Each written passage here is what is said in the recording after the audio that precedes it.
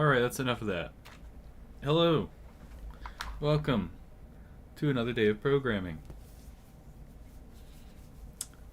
Since last time, I haven't done anything other than add a few lines to this text file.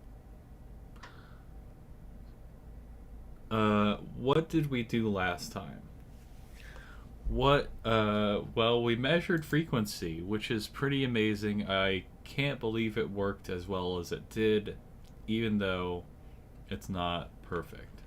So I'm going to delete that line, and today we will do one of these three things. I haven't really decided yet, if I'm completely honest. And we might do all of those three things. I don't know. It depends. So what I'm gonna do is set up the window for this. Yes, good. You picked the right window.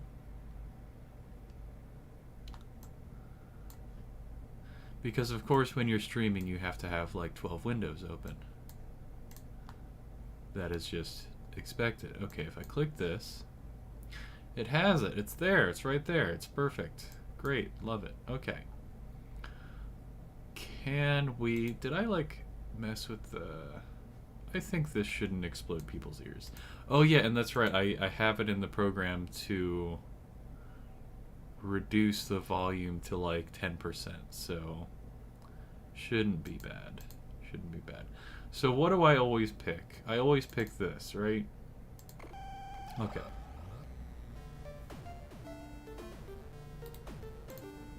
Do I have anything in the console? Oh, I have some things in the console.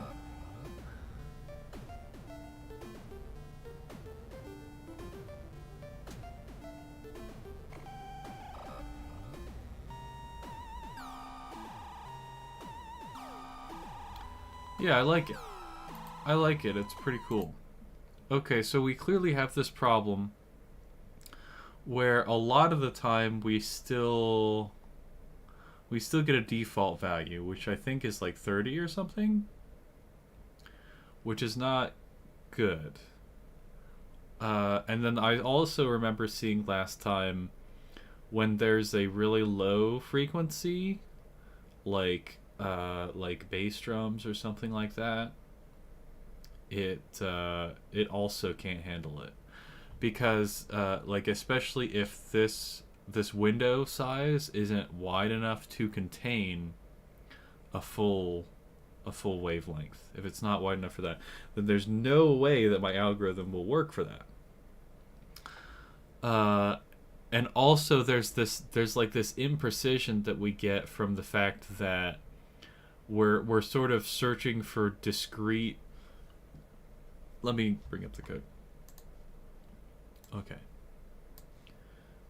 Over here. Okay, wow. Yeah, this is it. This is the thing. We don't use this anymore, and we don't want you. Okay. So we have this getBestLag function.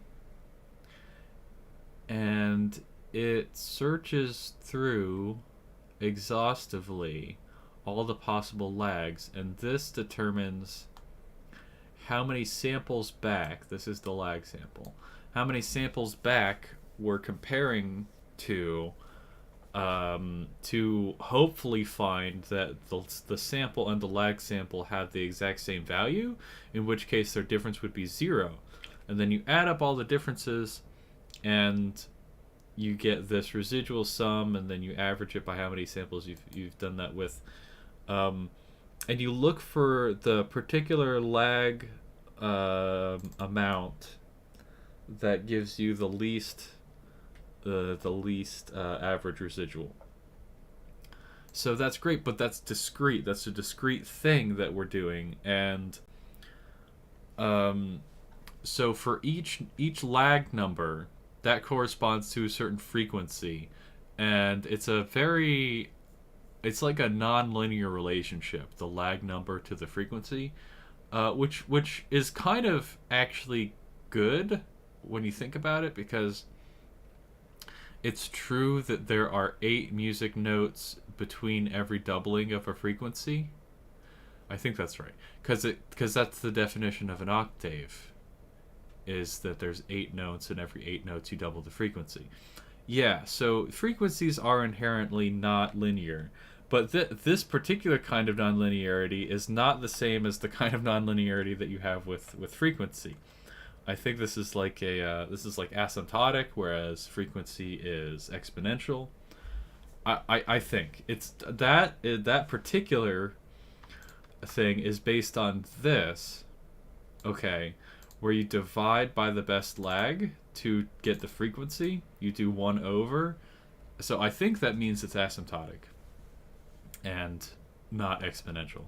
Pretty sure, like, assuming that I've done this correctly. Yeah. So, but from what I've seen, this method is like surprisingly good, but it's not perfect. I really would like a method that works better. Honestly, I want to do better. If I can't do better, it wouldn't be the worst thing in the world. I wouldn't be too terribly sad, but I certainly want to try. I certainly want to at least try. So that I think that's what I'm going to start out by doing.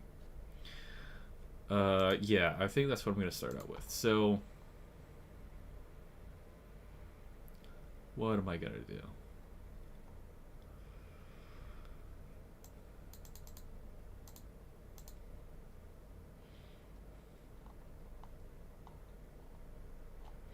Yeah, I think I'd like to switch back to fake samples real quick.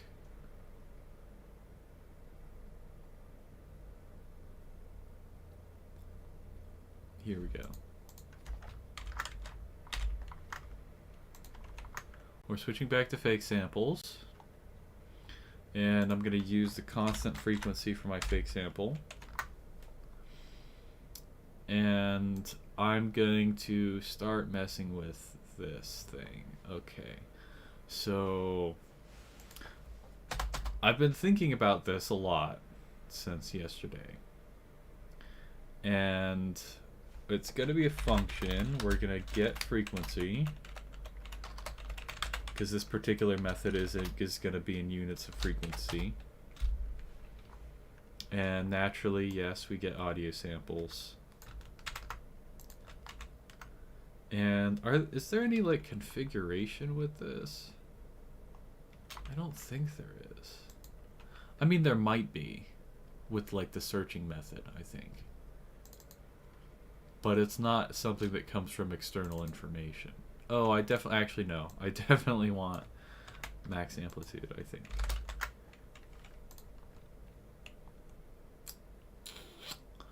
Yeah. Okay, so what I'm going to call this is I'm going to call it a grid search. A grid search for the 2 parameters of a signed function. Well, maybe saying the 2 parameters is wrong. I think there's also, okay, so it's like, it would be something like,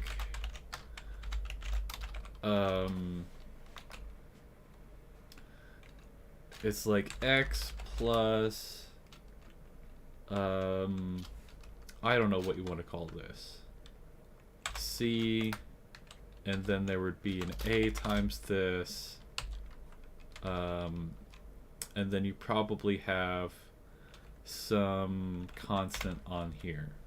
That looks right, actually. That looks astonishingly correct. Yeah, and this thing is like the frequency, and this thing is like the phase. Okay, there's always this like phase offset nonsense, which is it's horrible. And then there's this multiplication, this like scaling factor on your sine wave. And we can forget about this guy because we're cheating and using this max amplitude thing. Because, let's see, why can we do that? Why does it make sense to do that? I'm kind of normalizing the waveform, I guess, is what I'm doing. because the scale, I just don't care about the amplitude. It's not a factor here. So I'm just gonna scale everything so that it has the same max amplitude, and we're good. Although this method of scaling might not be perfectly correct, and that might... I wonder, does does me doing this scaling amplitude actually bias my sine function that I'm trying to fit here? Huh. That's an interesting thought. I feel like it wouldn't. I feel like it wouldn't bias it, but it would actually be really hard to demonstrate that. So I'm not going to think about that. Okay. Yeah, so I want to be like let frequency equals something. And we're going to go with 1,000. Oh yeah, that's right. Okay. No, it's actually, it's like we're grid searching. We're grid searching. Right, and ideally it's like a grid search doing, using powers and stuff.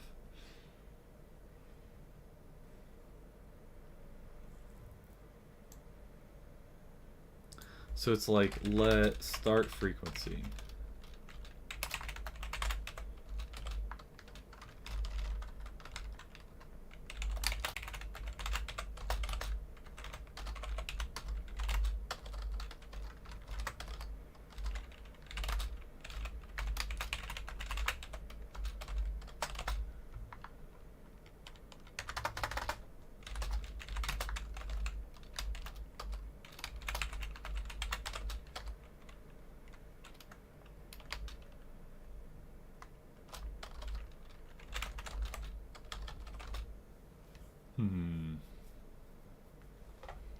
Well, how many doublings would it take?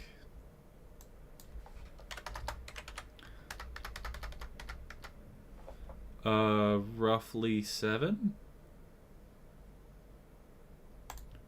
Roughly 7, so 7 times 8 is 56, so let's say like 50.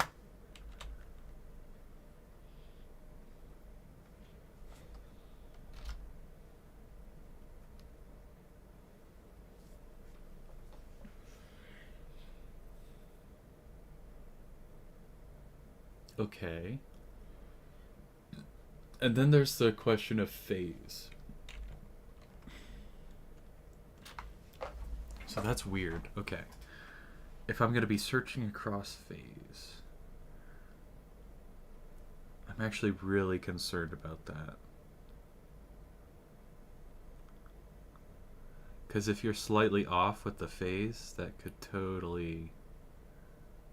really mess up you're trying to measure the frequency.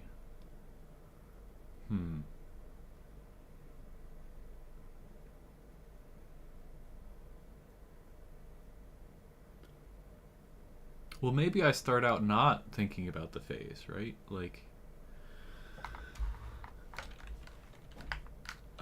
yeah, maybe I'll like just finish this function. Okay, so if I want to do this in a systematic way, I need some math here.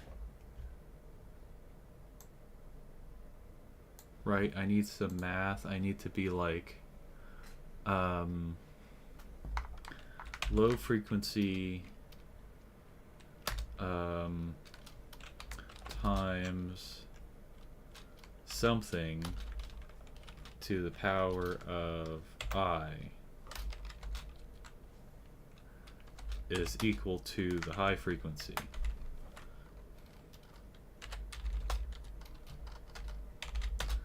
Okay, so I want to solve for the x that we're dealing with. So that should be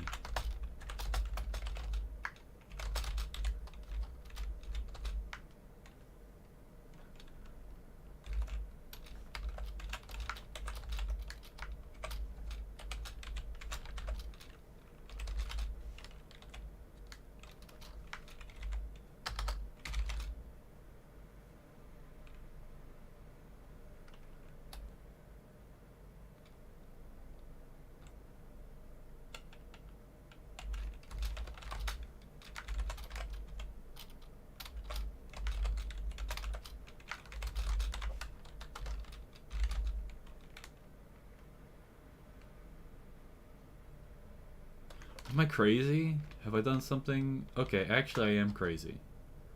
Um, Wait, hold on.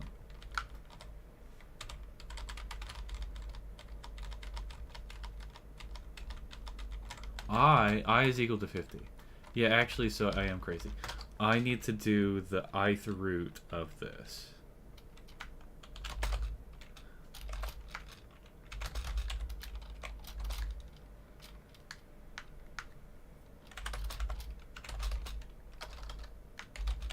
Great, perfect.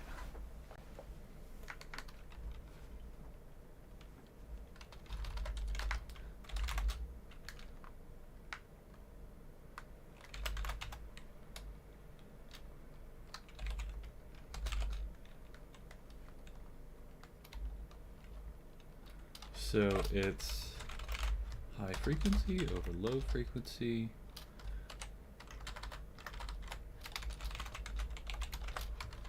This to the power of 1 over known frequencies.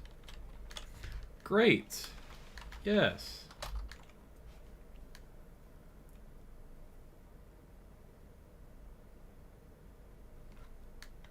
Perfect.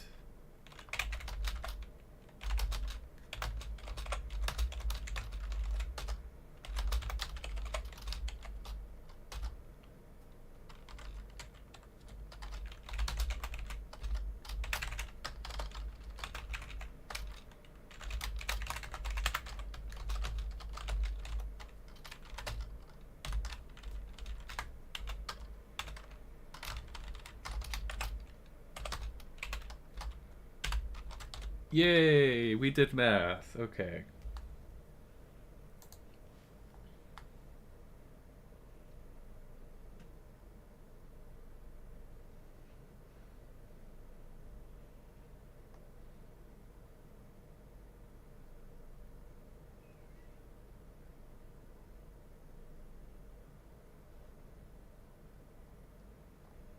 Oh, I should be looking at this.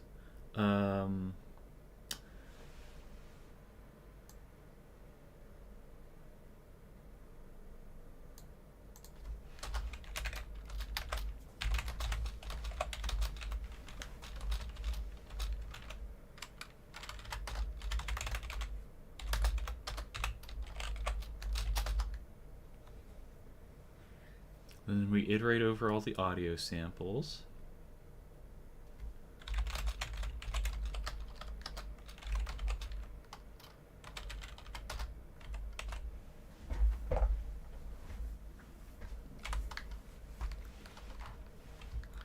And then we're going to generate what we think should be the what the expected value for that sample is.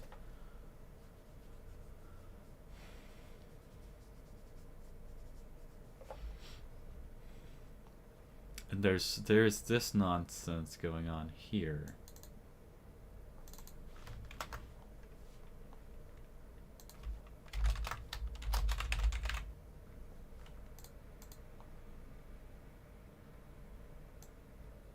I think I'm just going to copy this and assume, and assume it's correct. I think it's correct.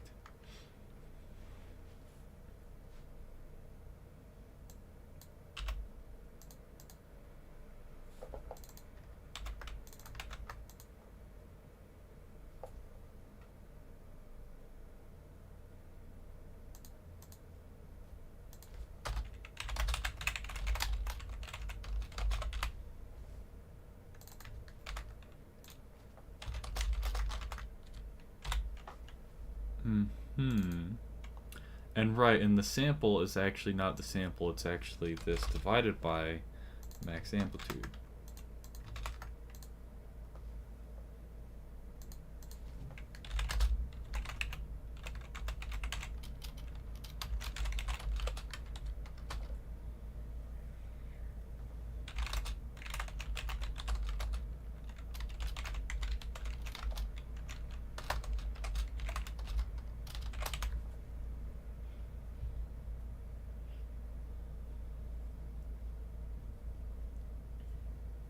And I don't think there's a need to average, here?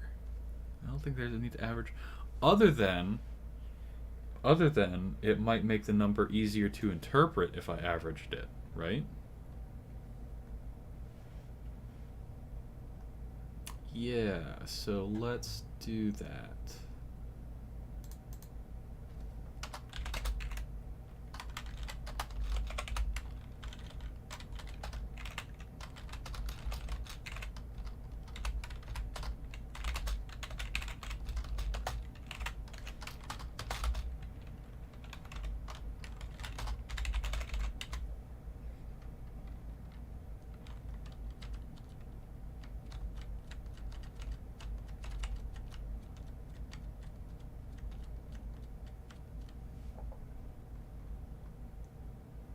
Great, yes.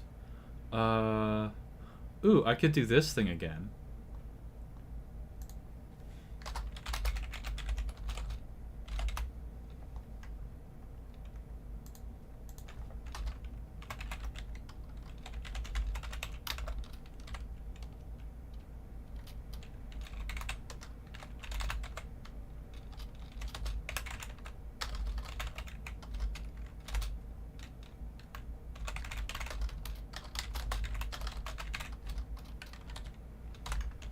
Yeah, we liked this. We liked this quite a lot.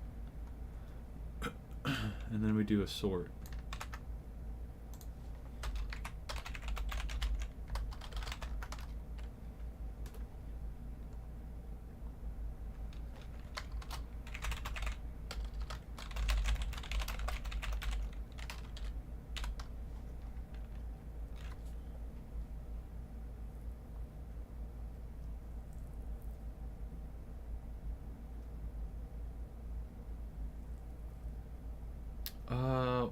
What if...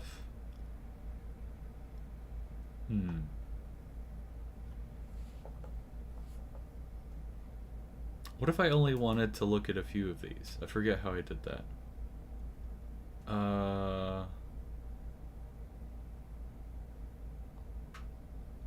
remember writing that console.log statement, but it's gone. It's disappeared out of my memory.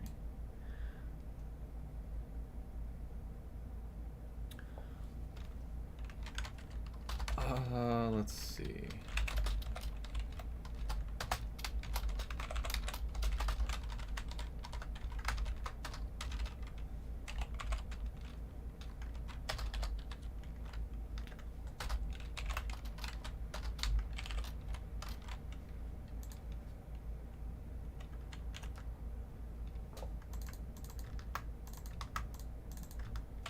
Yeah, let's attempt this thing.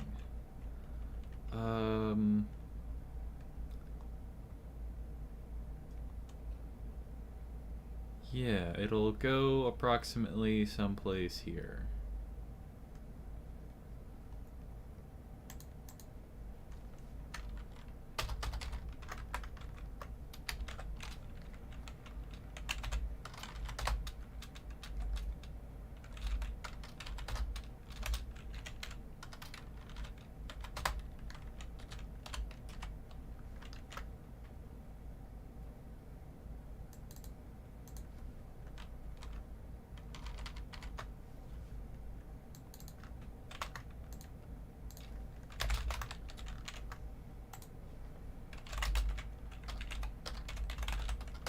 Let's see how this runs. Let's see how this runs now.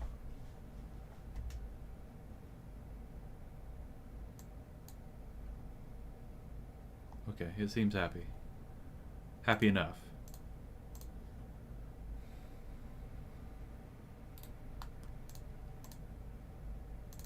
Yep, it's muted. Good. Okay. So, great. Okay. We see that the lag method got the number 1,000, which is exactly correct. So that's great. Oh, interesting. Does that mean... Hold on. Does that mean that my sample rate is... Let's see. Audio context.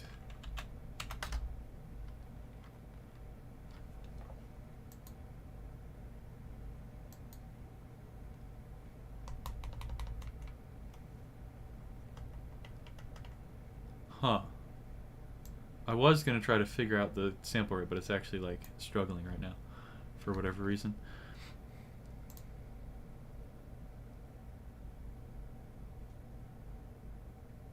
Okay, this is sorted. This is sorted. Right.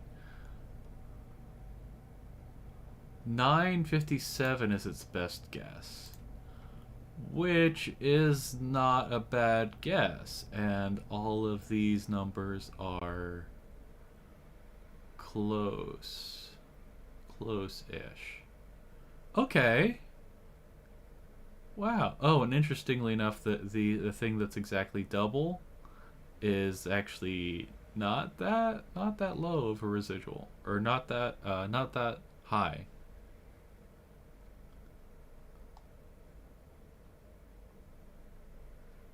That is pretty cool. But yeah, I think 957 is the right answer. And these should be exactly the same every time. Okay.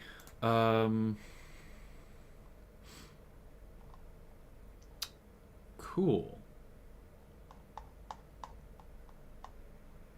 So now, what if I return just the best frequency?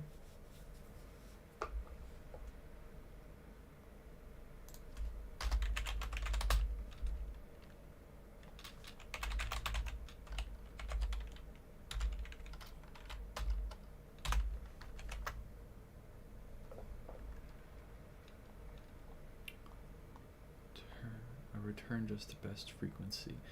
But here I'm gonna log 3.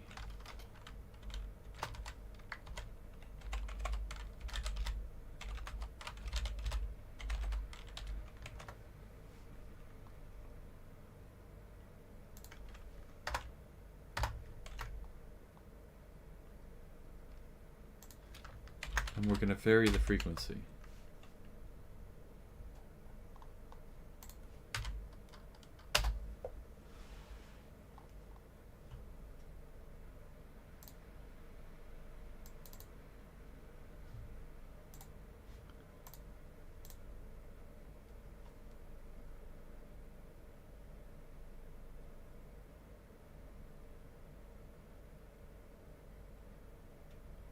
Yeah, it should be getting lower.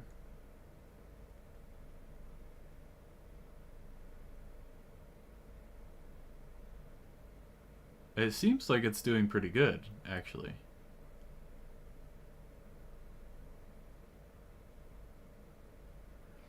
It's pretty discretized, which is maybe not amazing, but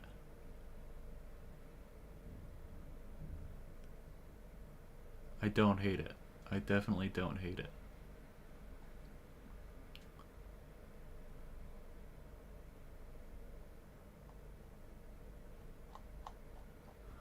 Huh. What if I do like, can I get this to be like console.log the frequency for me?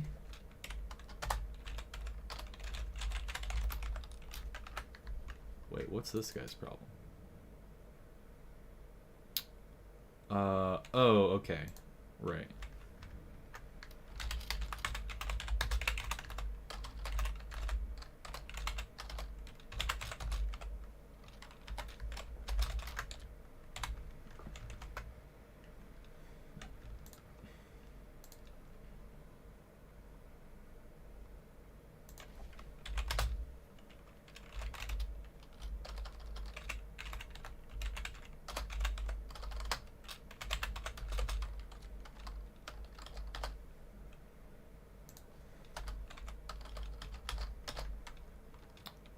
Okay.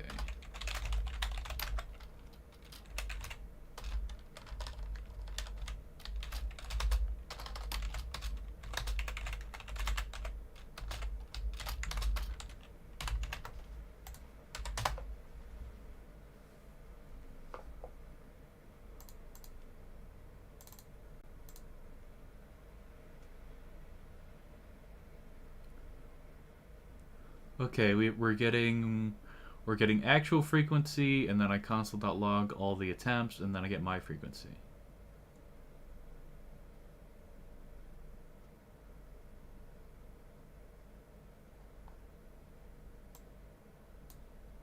Then this is the lower frequency examples.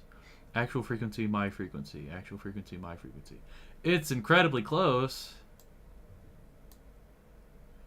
It's ridiculously close.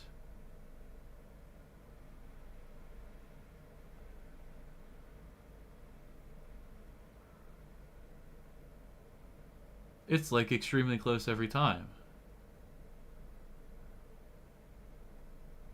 Or at least close enough. Okay, now I just need to be extremely concerned about the phase. That is something that scares me quite a bit. Okay, so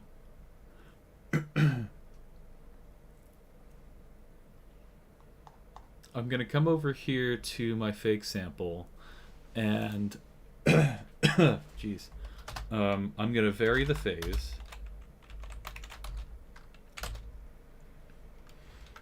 and what units are phase in?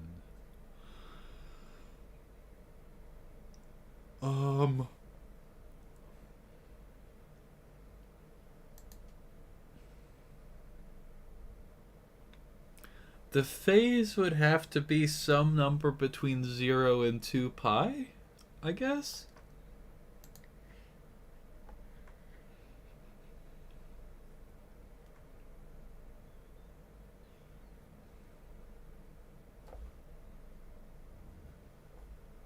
Yeah, so we could do,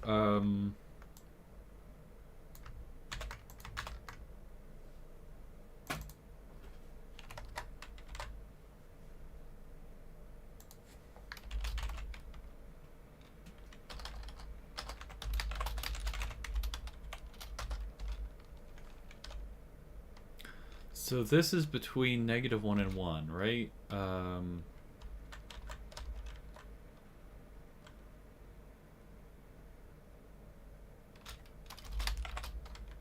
So it could be -pi to pi. So I would just want to add pi to it.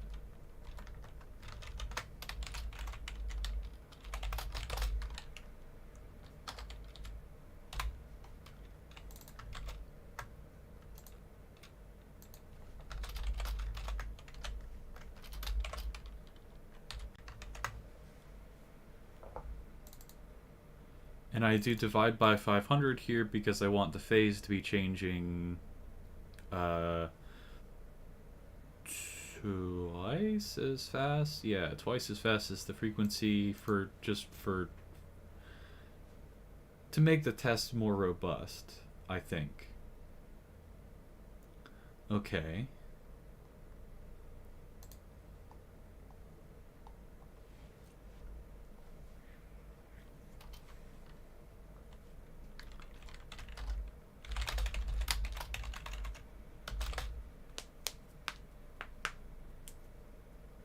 Now, how many phases do we want to test? Let's do 50, because we're already testing 50 frequencies. Let's also test 50 different phases.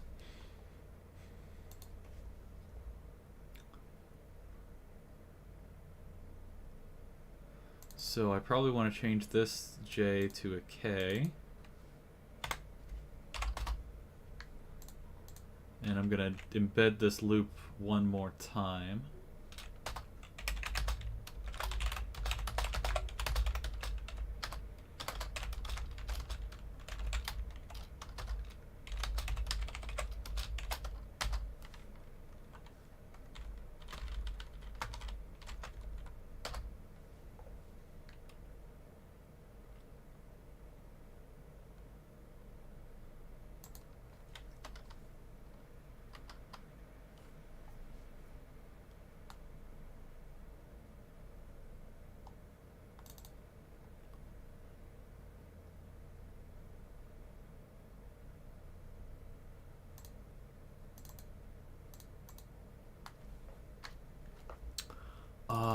guess I don't mess with it here, and then at the end of this I say current phase is equal to, well, maybe I put it here, right?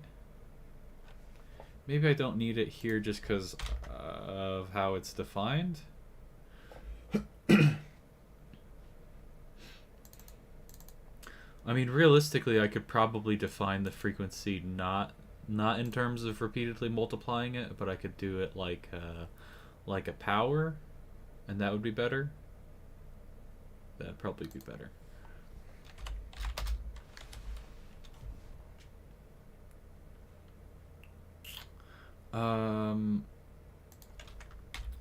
Oh, but I want it defined. I want it defined here when I'm pushing it onto the trials. Right?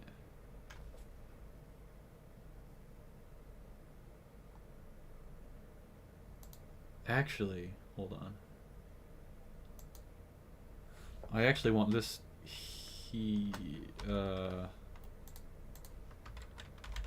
here now. Yeah.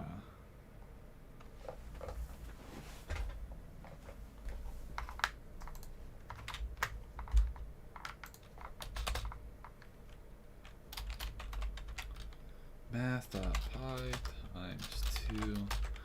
And I just divide by j, I think. Wait, no, that can't be right. Times j over num phases. It's gonna start out at 0, and then it's gonna go to 49. And if it were ever equal to 50, that would be equal to 2 pi, and we don't care about that because that's the same as a phase of 0. Yeah. Okay, so this makes sense. And that's already baked into this.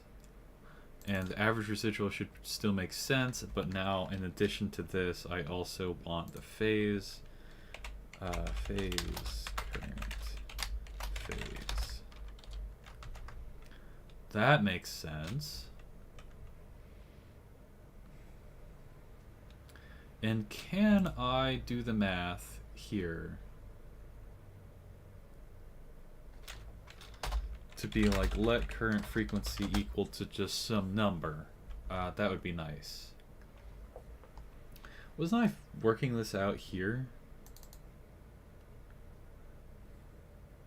Yeah, it's exactly this. Low times x to the power of, yeah, so it's factor. So it's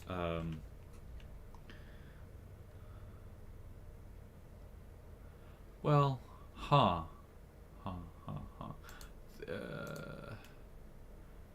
calling math.power a bunch of times is actually probably, it's just 50 times though, like who cares, right?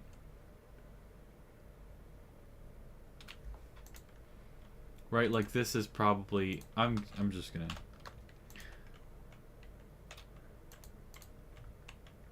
I'm gonna leave it as this because I think that's actually technically less computationally intensive, jeez.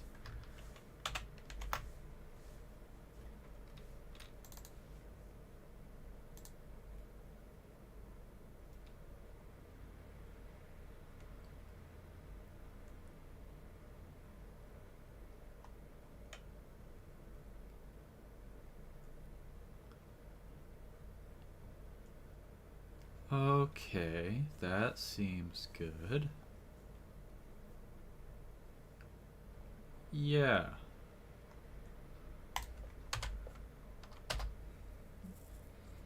Let's see what this is like.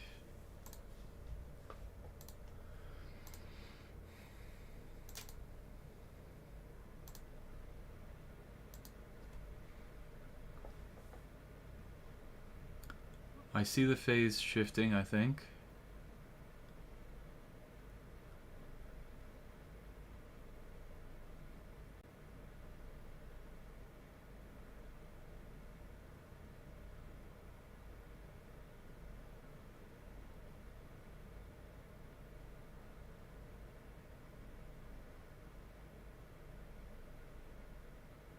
Huh.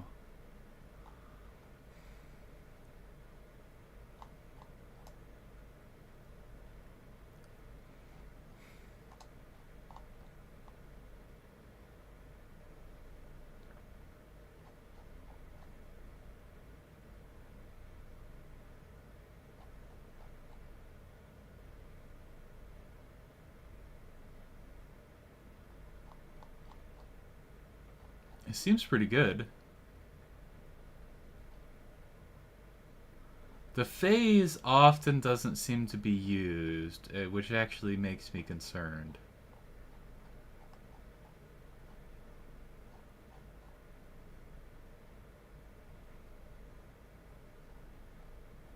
Let me try this again. Why did that just happen?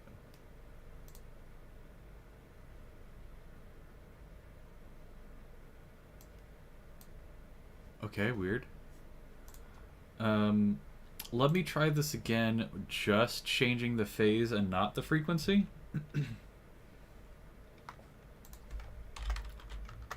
I'm gonna lock the frequency to 1000 and just change the phase.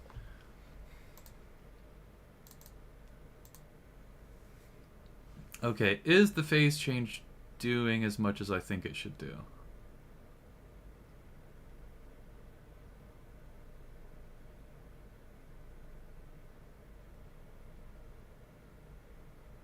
Always says phase is 0. Is that a problem with like my recording of what's going on?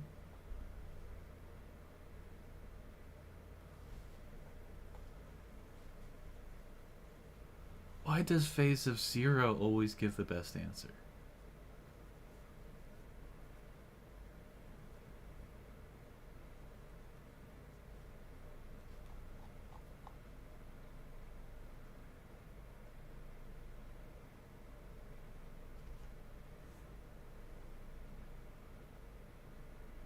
Huh. I'm pretty baffled by that. Maybe if I used a lower frequency?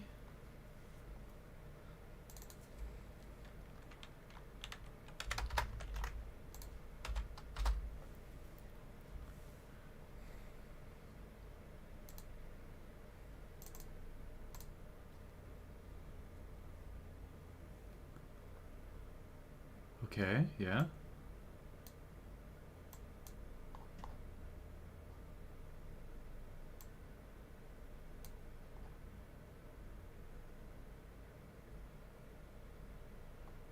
$289 it says here.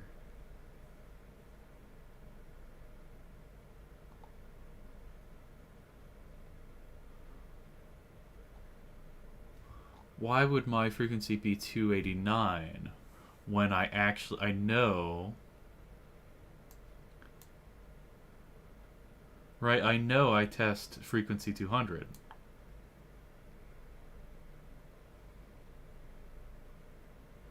Huh?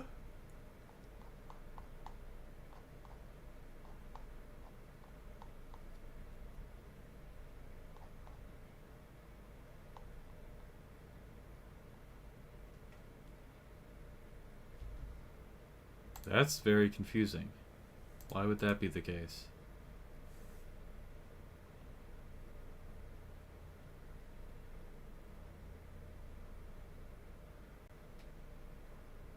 Yeah, like why is it choosing the wrong answer?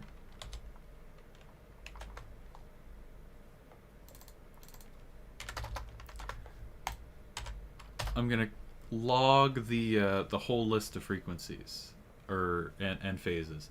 Ooh, that's gonna be a lot. That's gonna be a lot of options. Oh boy, here we go. Yeah, it's 2500. So okay, I saw at least once in there. Yeah, my frequency is a horrendously terrible guess.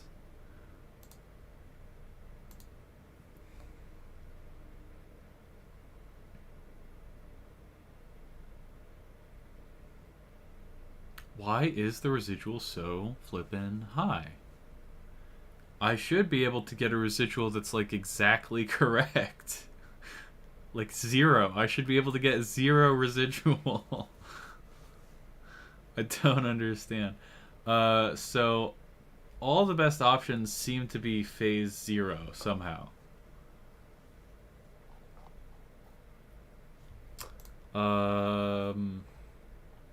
So hold on. Let me also log the actual phase.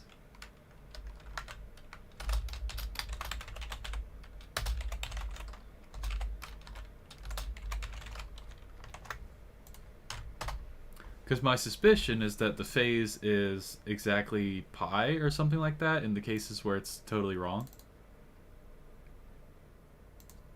That would have to be my assumption. Okay.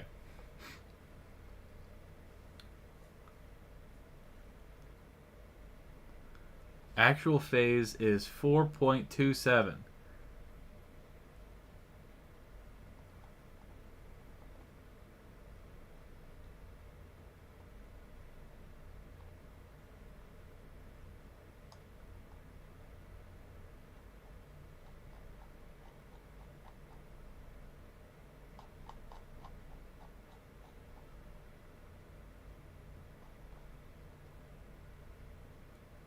Yeah, right here my frequency. Oh my goodness. My frequency is 9500.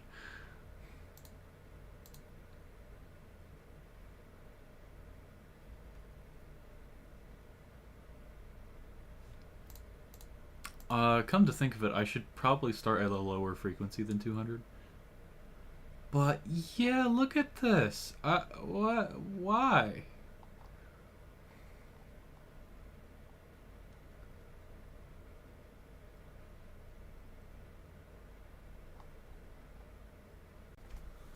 Why does that have such a high residual?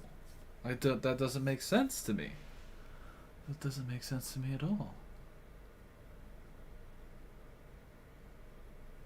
Oh, my console log thing crashed because I guess it's just too many things to log, which is fair.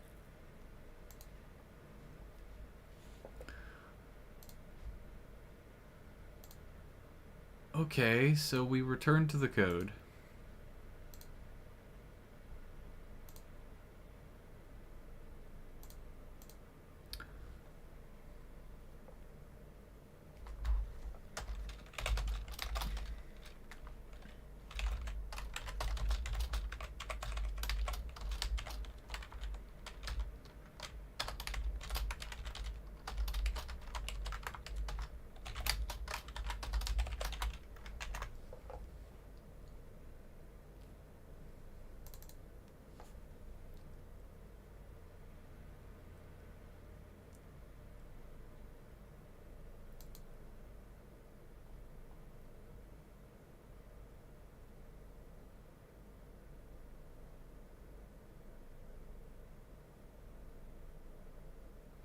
We know that at least the frequency part of this should be totally correct.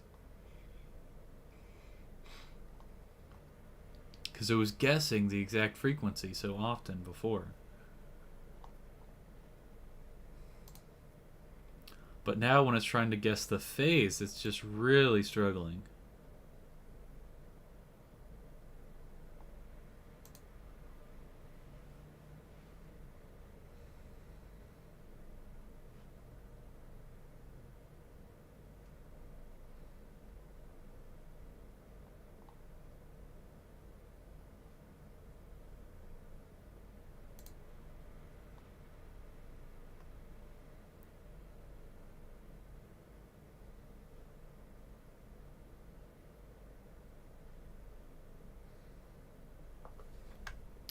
So let me try something.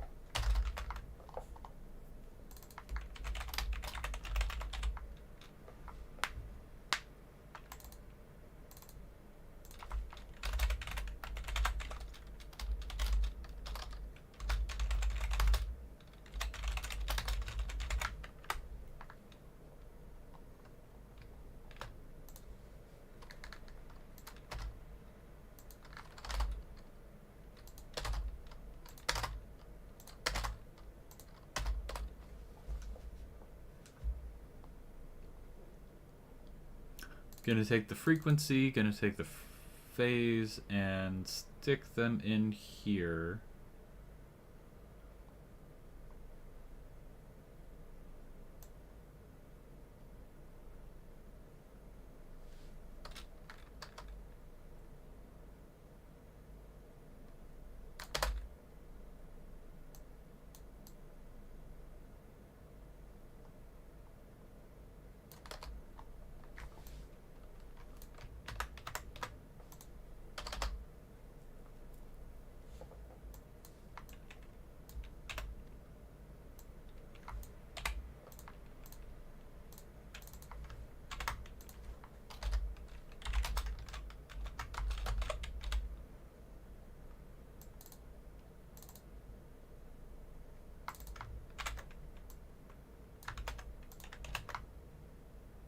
Okay, so this basically just does one trial. And what I'd like to do is test and see if I give this function the exact right parameters, it should get a residual of 0.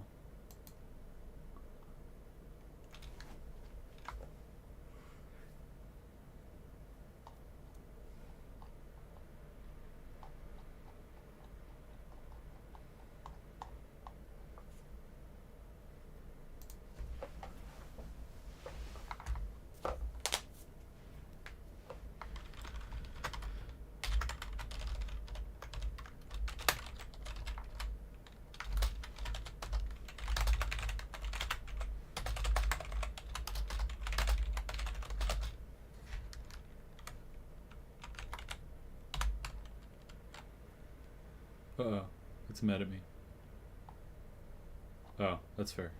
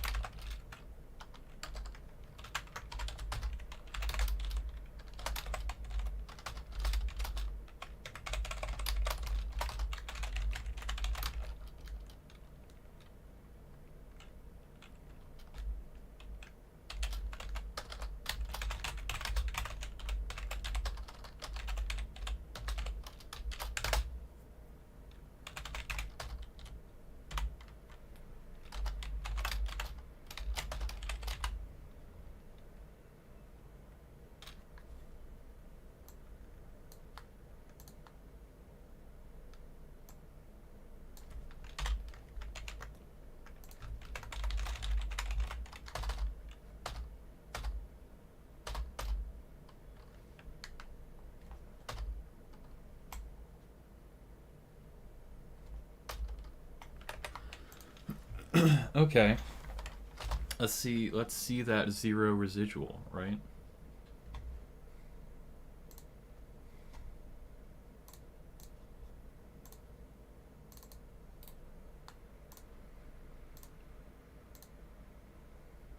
Okay.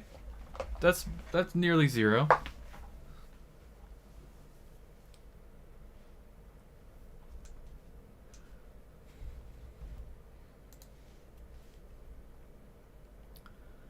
Am I sorting incorrectly?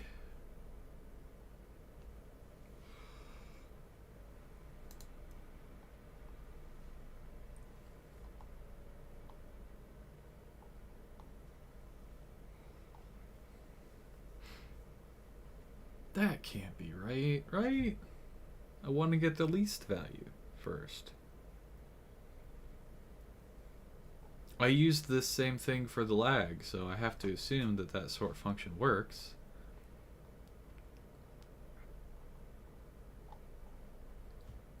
Okay, so if we go back to this big guy, what should I assume is actually the difference?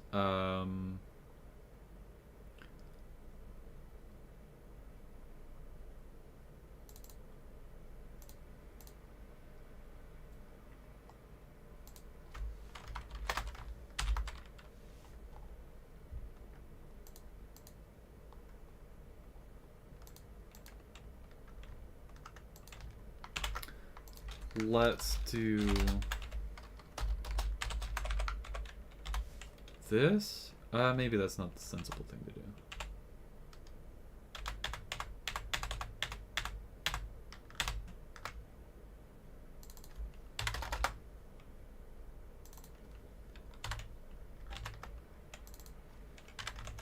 Maybe I do that.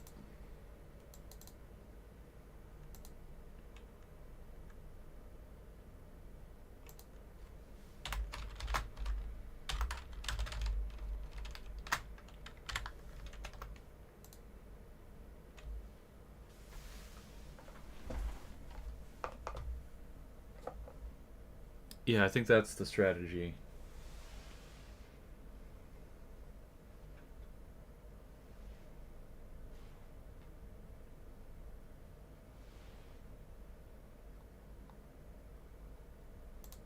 So this way I'm going to test a bunch of different phases with the exact right frequency.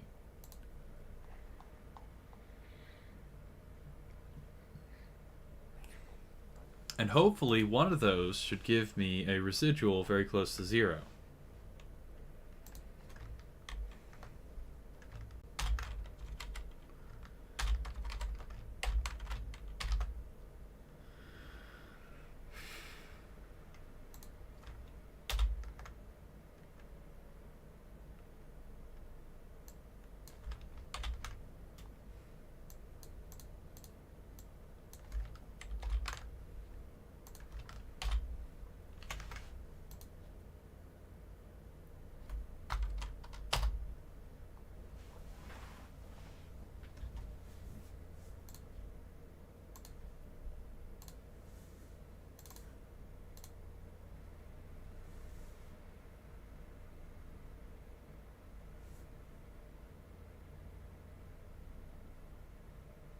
Okay.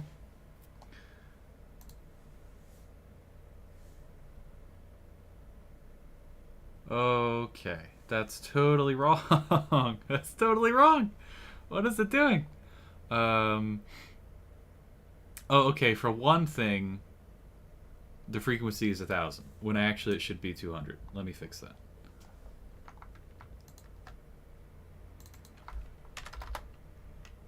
That wasn't testing what I wanted to test. Let's try that again.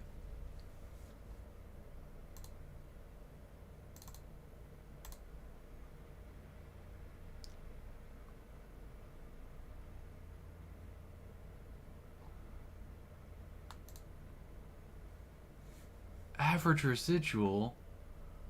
Why? Actual phase is 4.15. Here...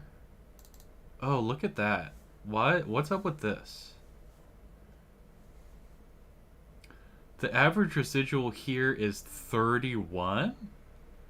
You shouldn't be able to get an average residual that high in the first place. Okay.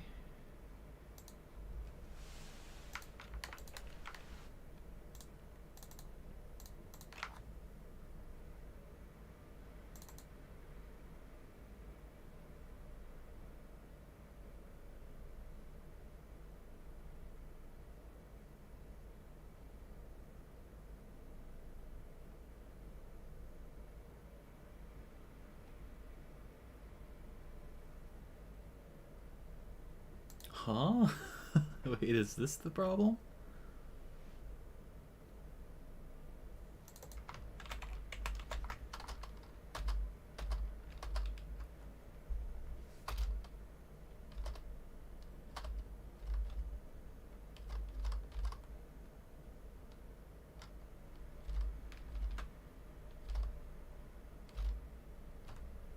Yeah, I divide by max amplitude. That seems to be the correct thing to be doing.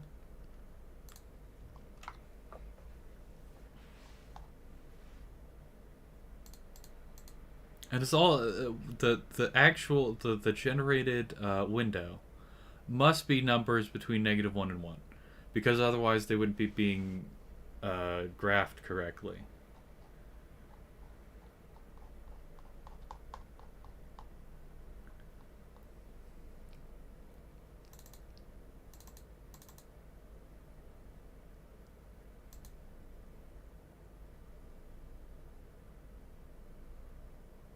The max average residual should be 2.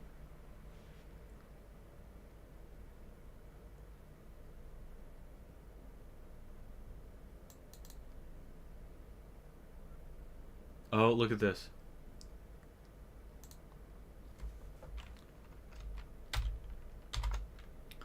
Yeah, that was it. That's totally got to be it, right?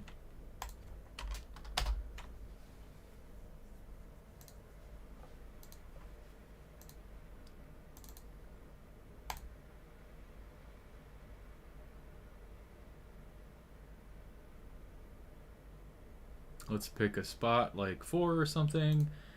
Yes, look at that. Look at the phase. That's what it should be.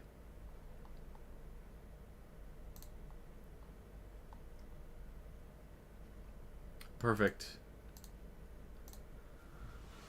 Okay, so we go back to our more advanced test of testing the frequency and the phase at the same time. We bring back the factor to do the factor thing that it's supposed to be doing. I want a lower low frequency than 200. I want like 50. Maybe 50 is too low. Maybe 100.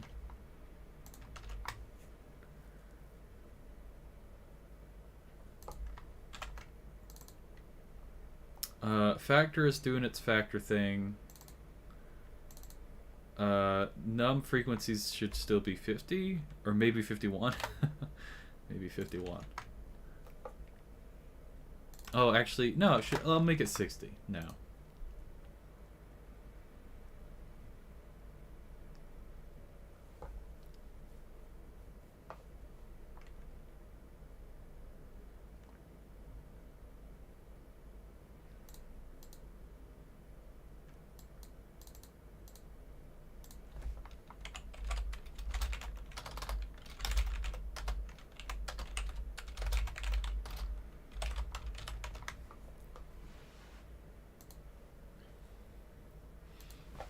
And I wonder what's gonna happen here.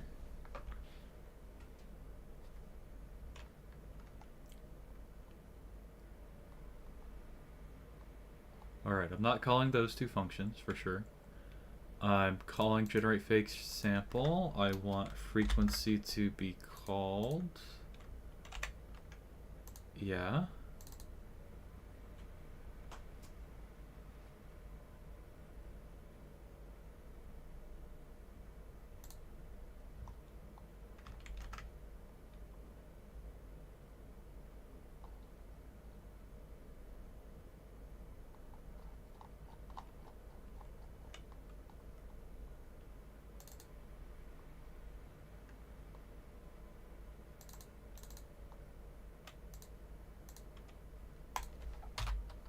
Yeah, that seems like that'll work.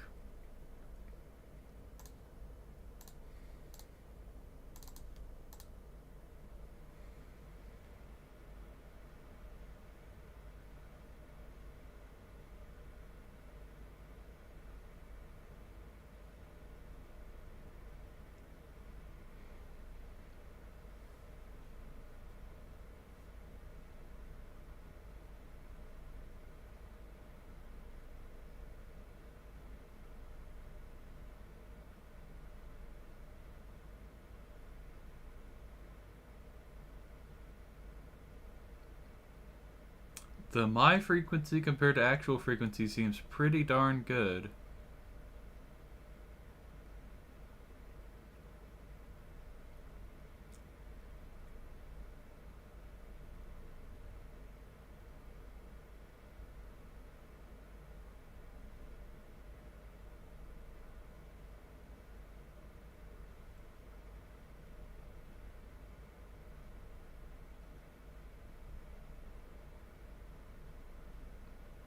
Yeah, it seems really good. It seems incredibly good. Uh, which is great. It means I guessed correctly with the amount of divisions we wanted to do. We wanted to test. Okay, so what's strange now is I need to turn that frequency into a color. Which brings us to another of our tasks, which was to improve the frequency to color gradient mapping. I still am not totally convinced that our frequency algorithm is great right now. I kind of want to be convinced of that a little bit more. So I'm going to say goodbye to the lag method. Hello to the get frequency method. But the question is how to turn the frequency into a color, and I want to do some kind of exponential thingamajigger.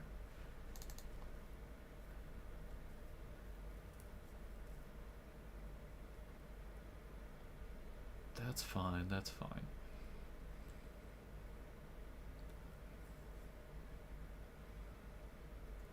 Red to purple.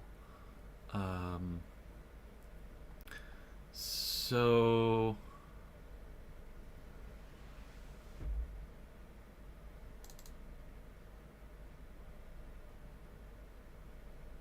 what if I just like took the log of the frequency, right?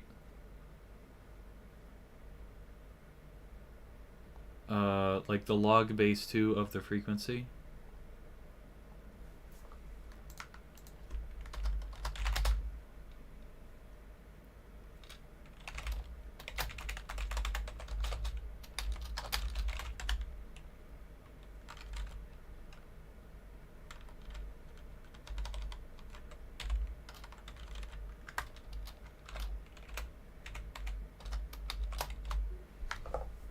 Okay, so what would that do? I would expect that the lowest value we would see approximately would be like, let's see, 2, 4, 8, 16, 32, 6, like 6 or so. Yeah. 7, 8, 9, 10, 11, 12, 13, 14. So like 6 to 14 is the approximate range I expect this to be in.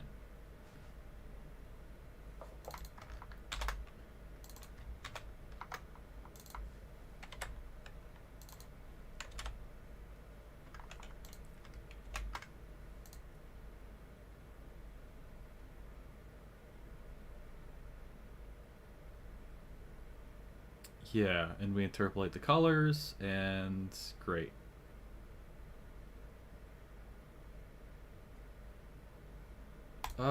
Cool. I guess that's it. Oh, and then we don't use the fake sample anymore. I mean, maybe we try it with the fake sample still. Yeah, we could try it with the fake sample still. Make sure it doesn't explode.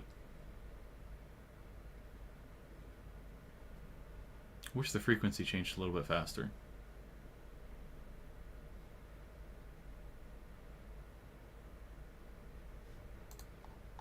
Yeah, I wish the frequency changed a little bit faster. I could change that now.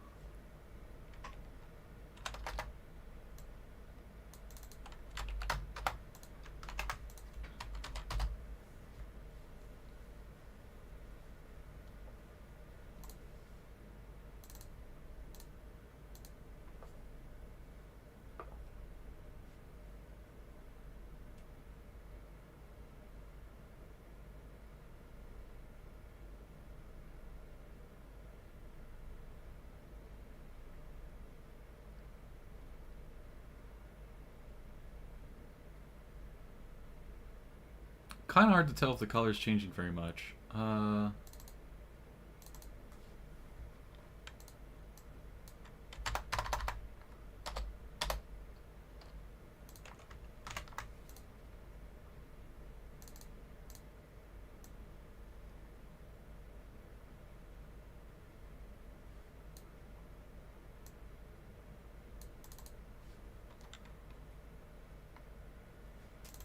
Hold on, let's see.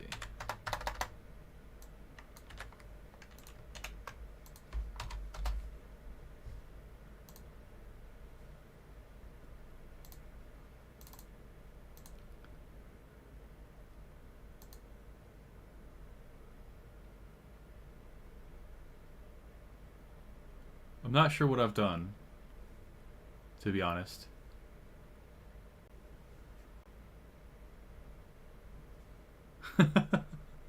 It's probably not good.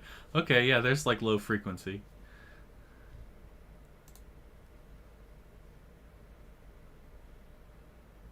Okay, I don't know if this is a fair test because this is absurdly wrong.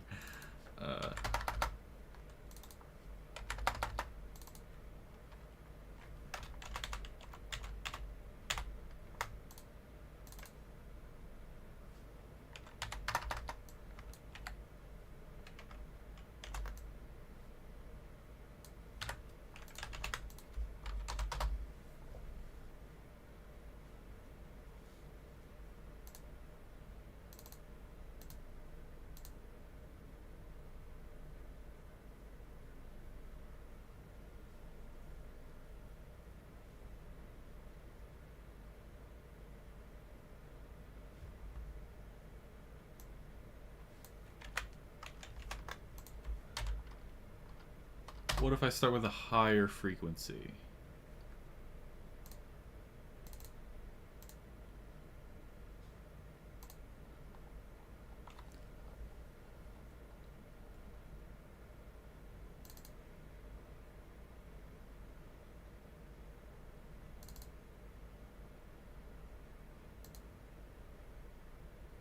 Oh, I need to swap the start and end colors again.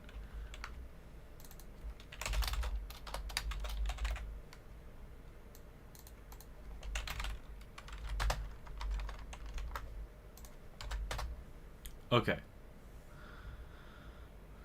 Let's try this again. There, that's more purpley at the very least. And then as it widens out, it should become more red-ish.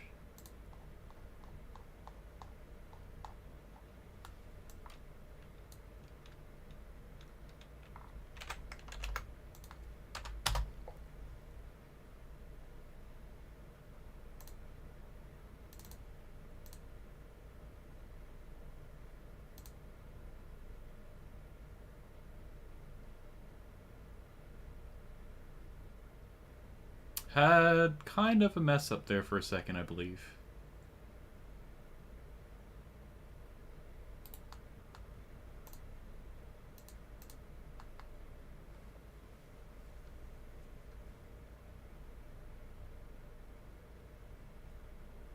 Can I catch it again?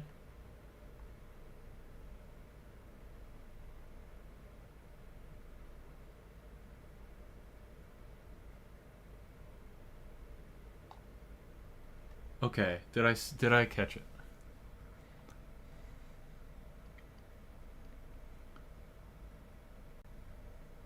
Aha!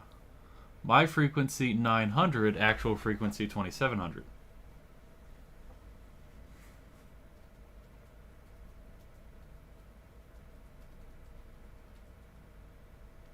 And the phase that I predicted for that was 3.14, whereas the actual phase was 2.44. Aha. I think. Aha. I don't actually know. So my theory is if I want a better frequency accuracy, then I should improve the number of phases that I check. So let's double the number of phases we're checking, right? And see if that little blip goes away.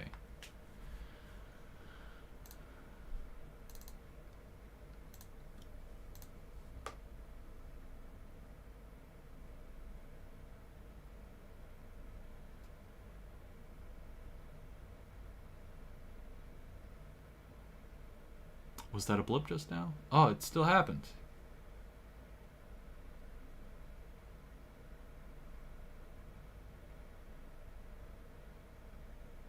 Yeah, look at that. That's so lame.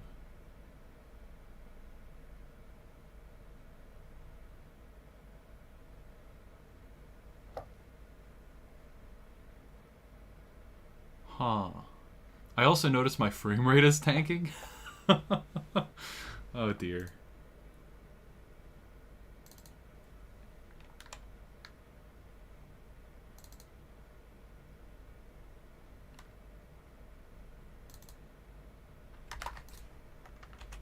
That didn't work though, which is so lame. Is it my incessant console.logging that is killing the frame rate? I wonder.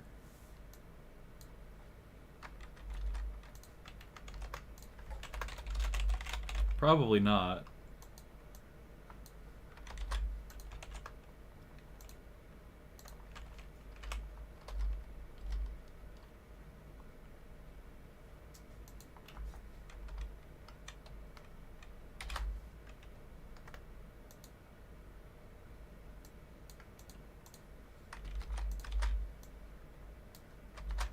Just commenting out all the console.logs.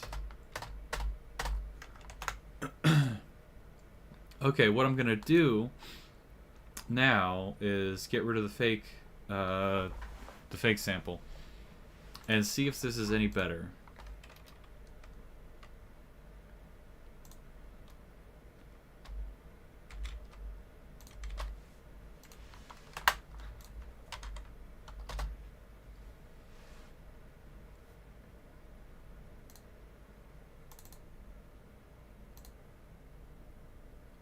You can't hear it.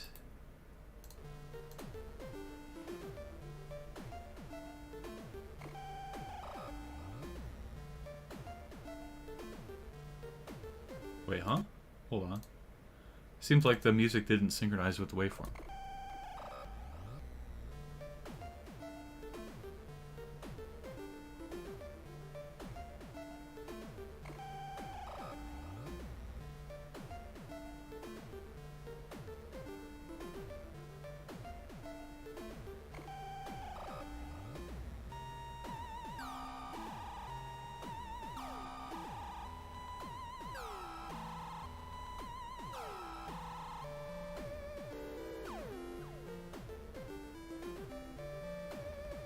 Okay.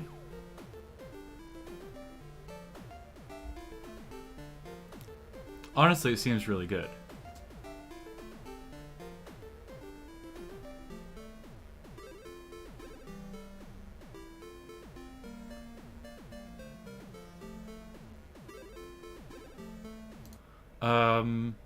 I think that my coloring has much too high of an expectation.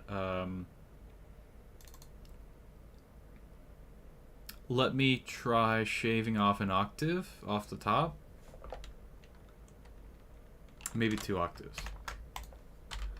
So that we could see more color variation.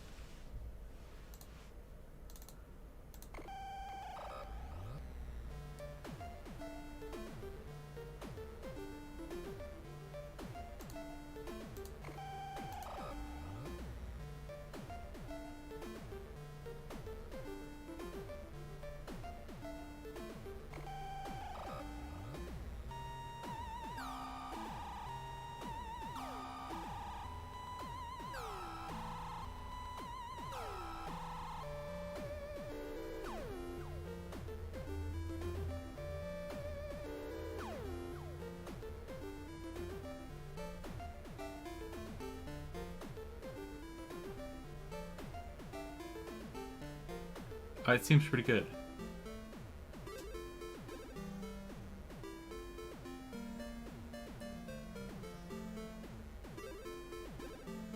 Let me pick a different song.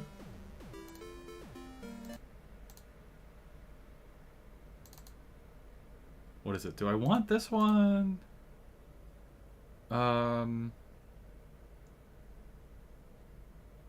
Ooh, what about this?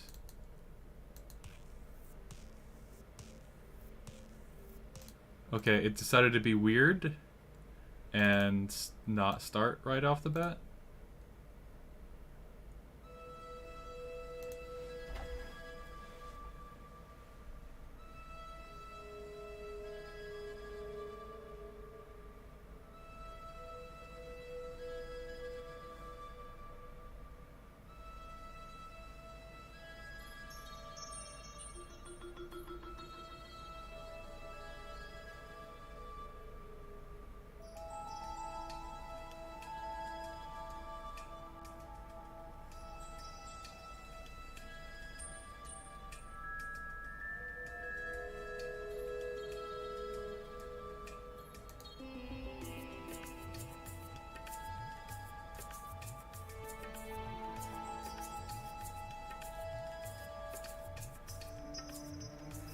Oh, that's really cool.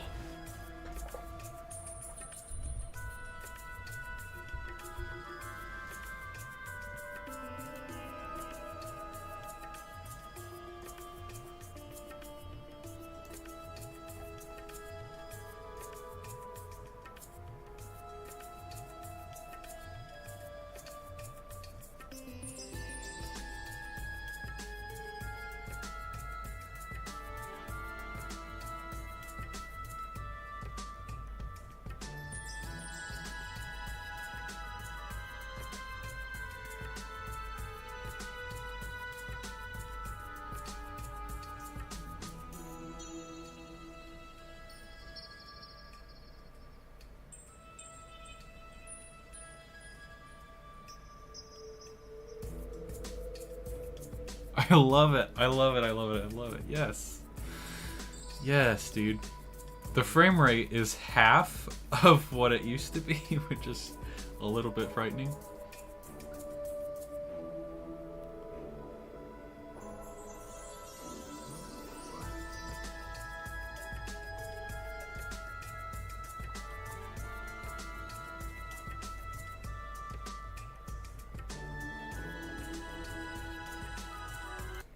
Let me try another song.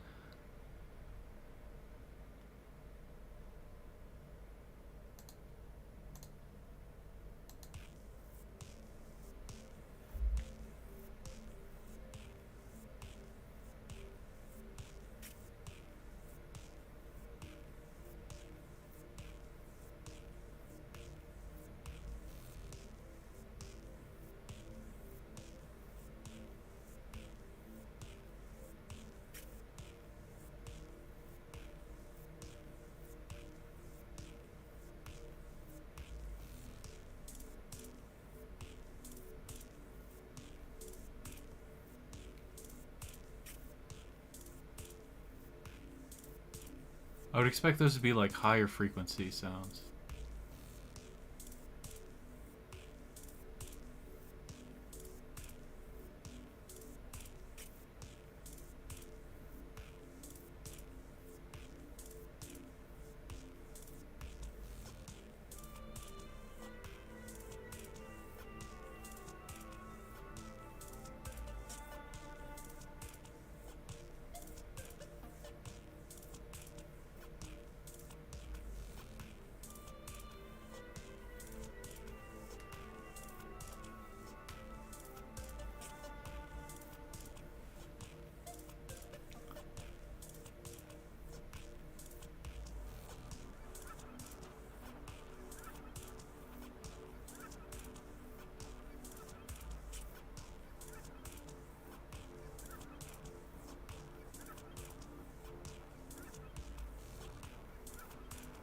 This is mostly a low frequency song, so I'm like, eh.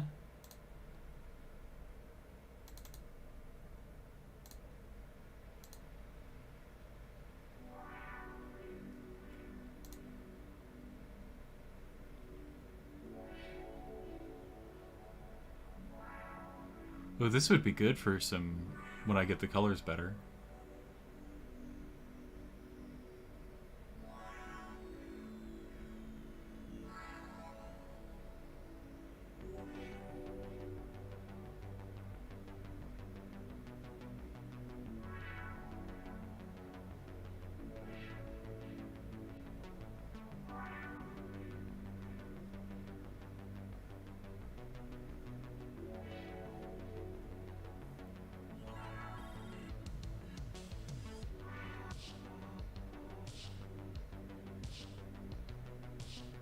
Why don't those, like the snare drums, why don't those show up as high frequency, I wonder? Is it because... I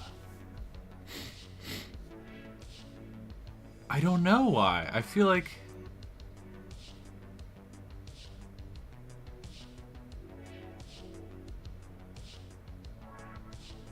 Huh.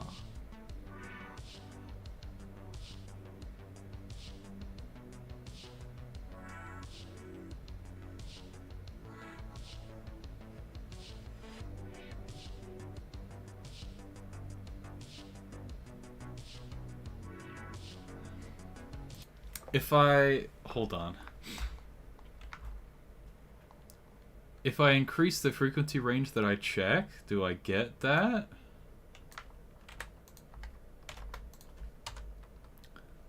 Okay, wait. Or is that a side effect of my coloring technique? Right? Like if I go back, it could be either.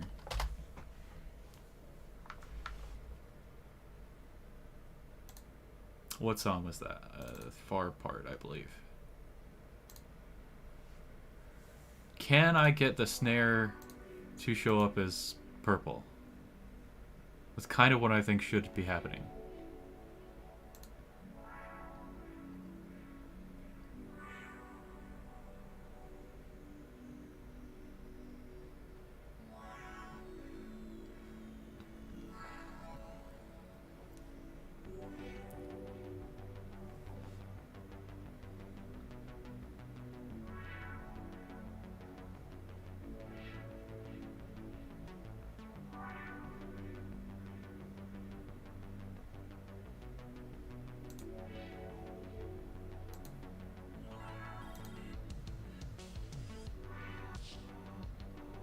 No?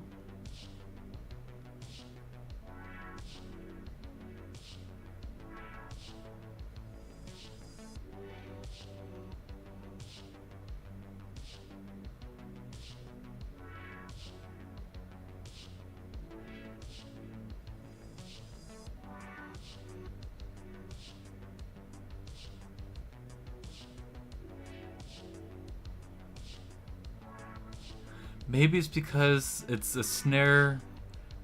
I kind of saw purple for a split second. Maybe it's because it's a snare combined with some other low frequency thing at the same time, and it's being confused by that.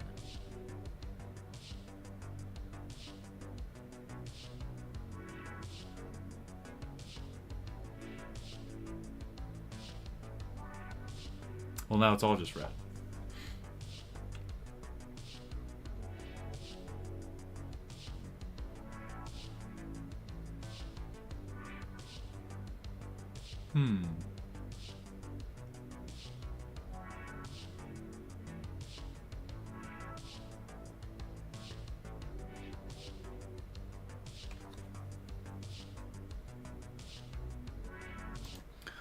I'm worried a little bit about that, huh? I mean, we can always try doing a Fourier transform, right? That is always an option. That is the traditional solution to this kind of problem, I would think.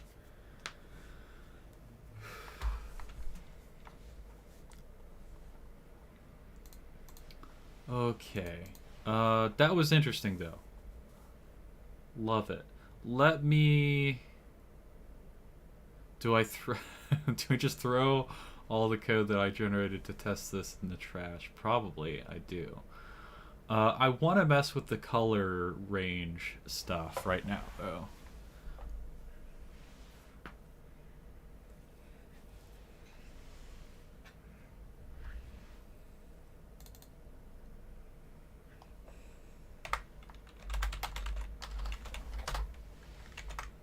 Okay, so I would argue we have approved the frequency algorithm.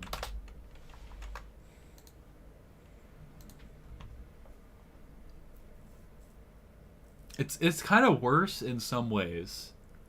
I'm not totally convinced by it yet. I'm hopeful that if I get some colors in there, it'll truly show me how much better it is. Not sure though. Okay.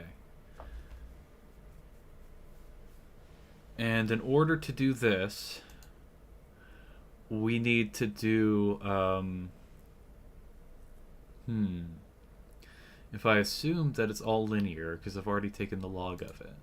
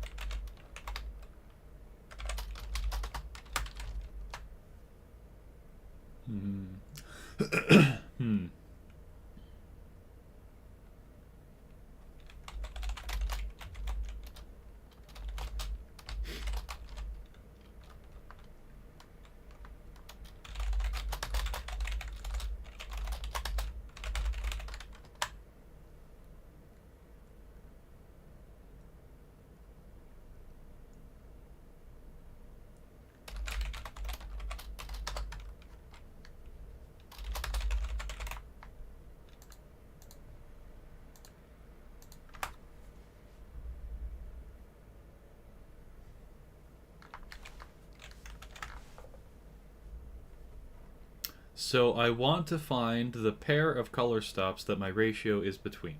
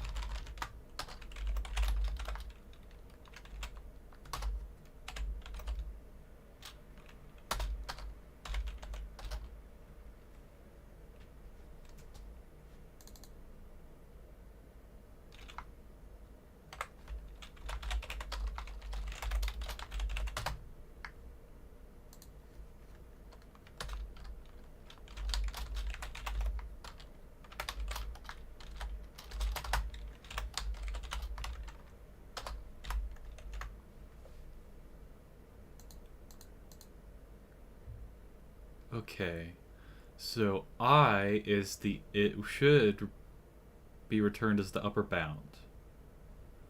Um, I should never be stuck at 0. Oh, what about,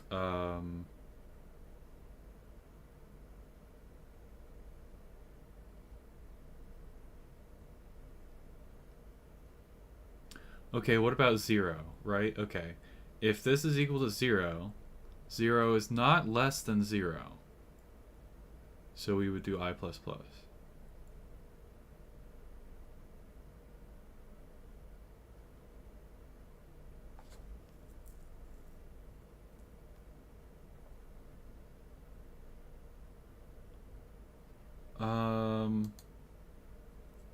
Huh.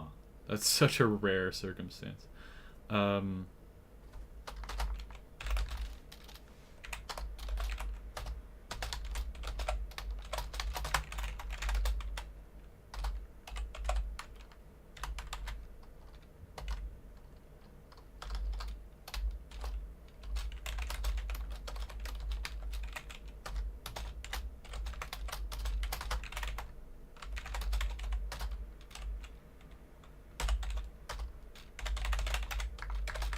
There.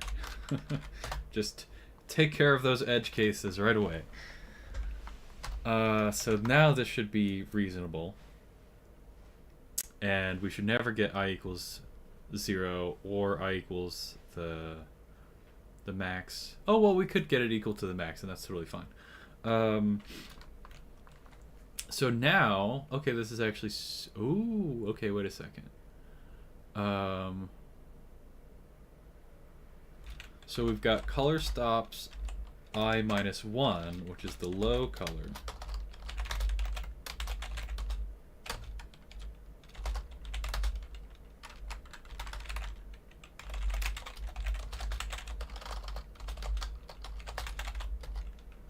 There's the upper color. And now we need like a new ratio to represent oh, okay.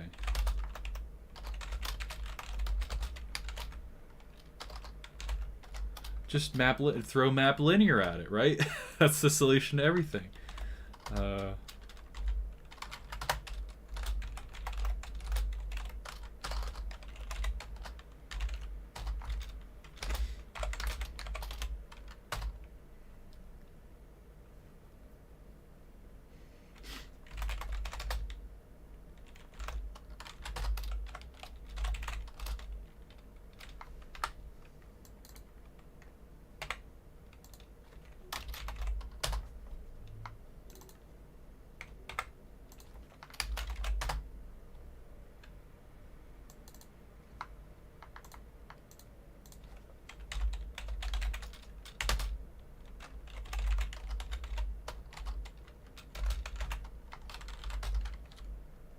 There we go.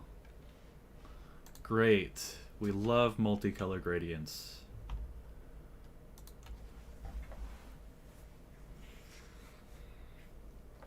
And now we need to be creative, because we get to color the whole frequency of the whole range of frequencies. The range of frequencies that are audible to human beings. We need to color them.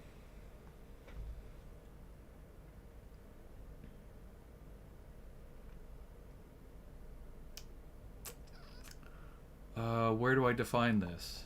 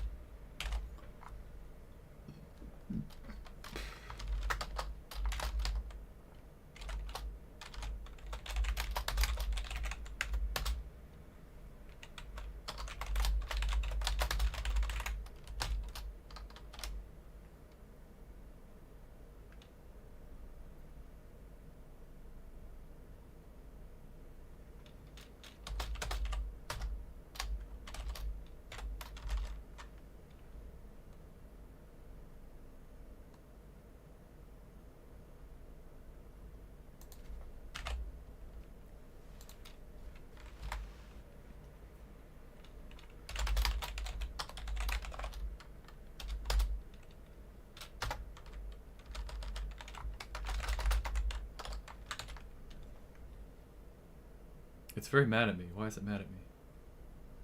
Oh, I should be like this.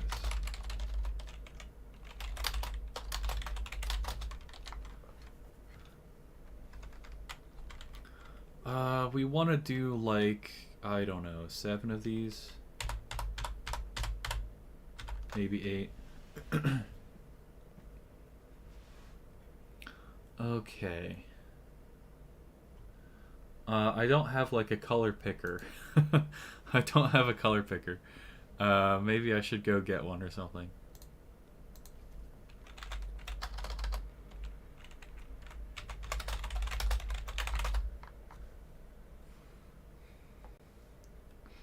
Oh, there we go. This might help us. Yeah, so I'm going to come over here. Let's mess with this, right? So, contrary to how I set it up before, I actually want my base to be blue.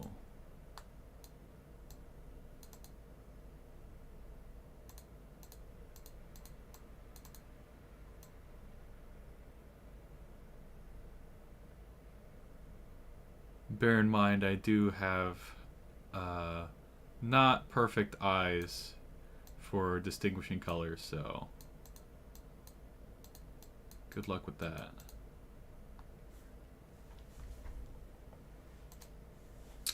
Okay, this will be our lowest color. 160156.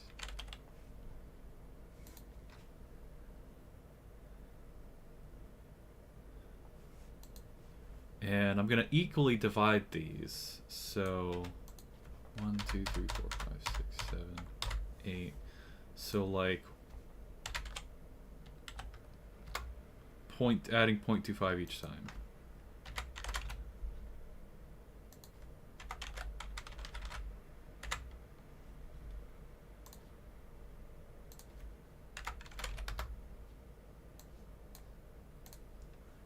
Point 375, 0.5, 0.625, 0.75. I might have done something wrong.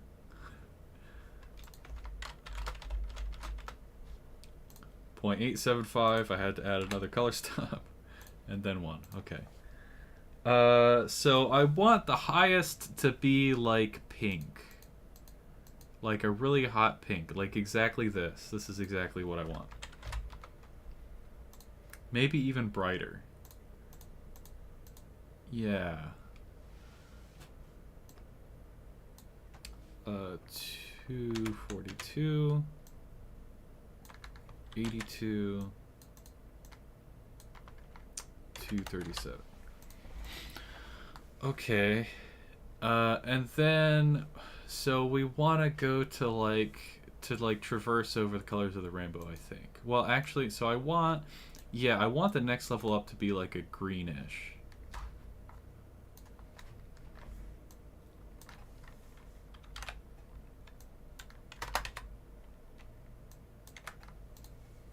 Okay. And then a yellowish.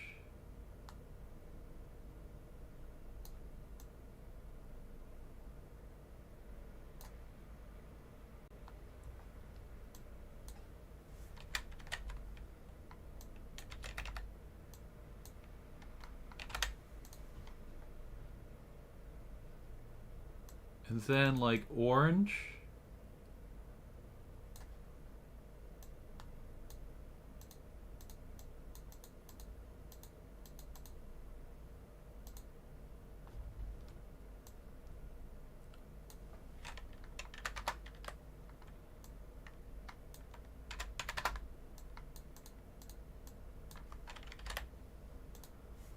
Okay. And then red, because why not? The reddest red. 25500. Now what happens next?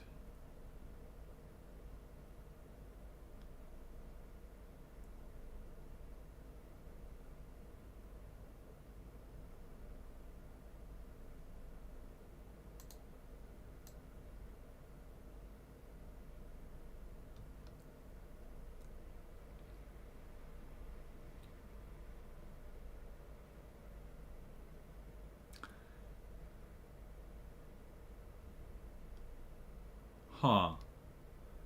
I don't know. I don't know about this color wheel I've made up here. Oh, jeez.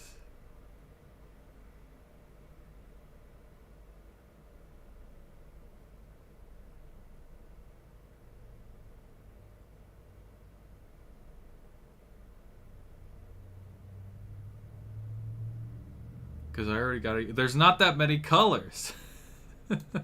There's not that many colors. What am I doing?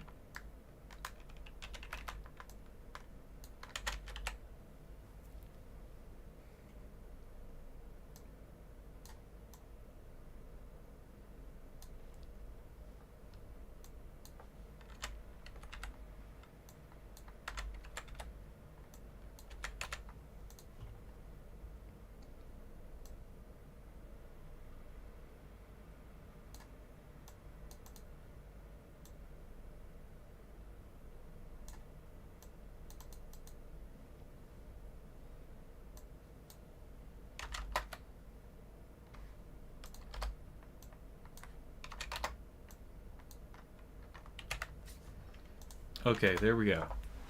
That is what I will do.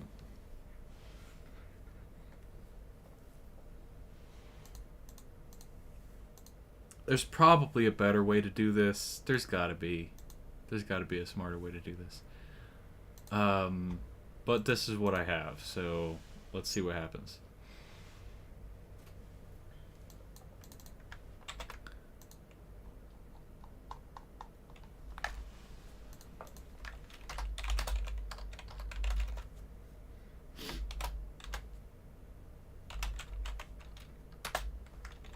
Well, huh. I could stick with this whole map linear thing.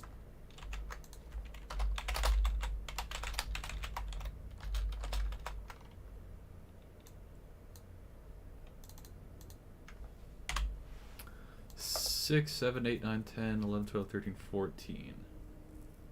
I think that's fine.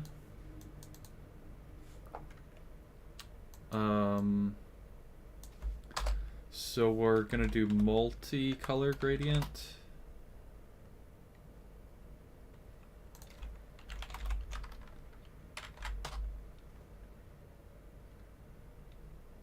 Frequency color stops.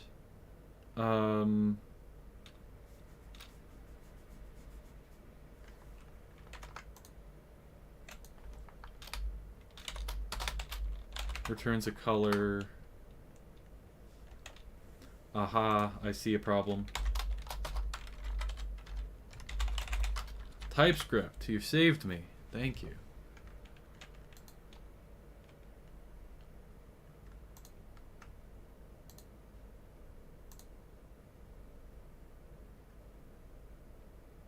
What does it need? It needs a ratio. It just needs a ratio.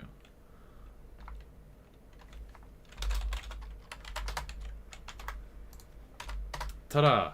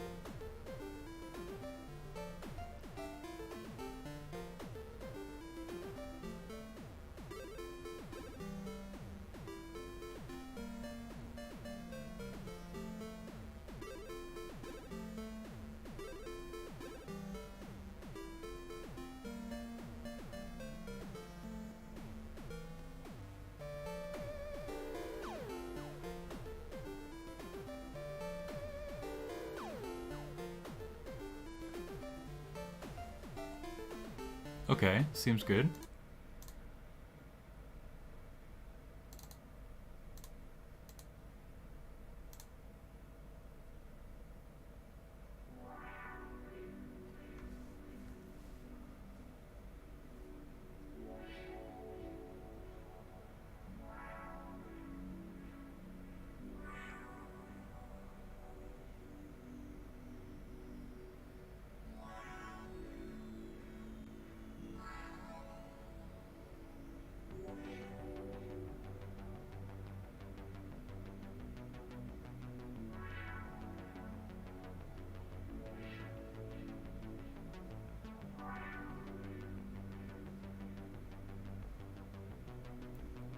There's some color in there that's like almost gray.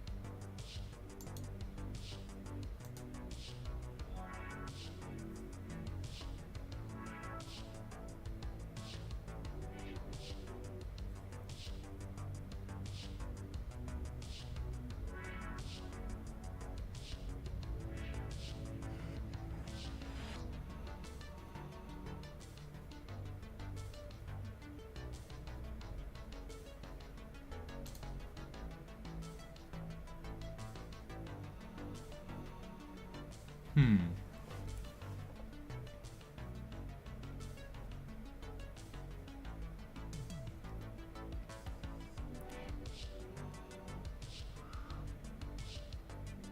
I could probably... I could probably remove... I was just researching for something like a hue saturation thing. That might be a bit more sensible way of handling the colors. But I feel like I need to cut off an octave or two. Because these... I'm not seeing any of the really low octaves, even for... So like, okay. 3, 4, 5, 6, 7... So really, I should probably have a lowest octave at like not 6. Okay, hold on. 2, 4, 4, 5, 6, 7, 8. So like 8. I think I should start it at like 8. And this probably doesn't need to be 14.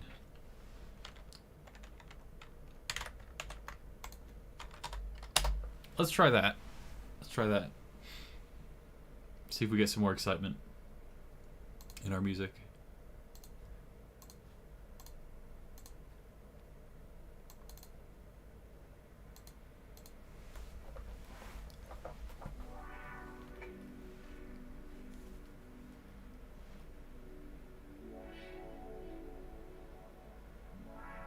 I like that. That's an improvement.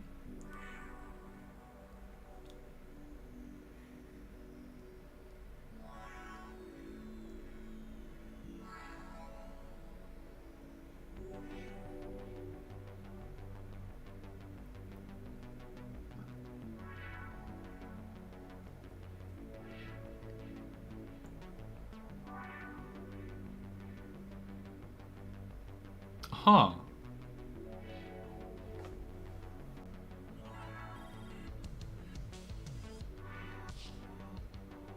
I might have actually... Okay, let's try 7. Right? Let's try 7 instead of bumping it up to 8. Because then suddenly everything was blue, which is the lowest. So let's try that again. 7 might be the magic number. You could also try fractional values.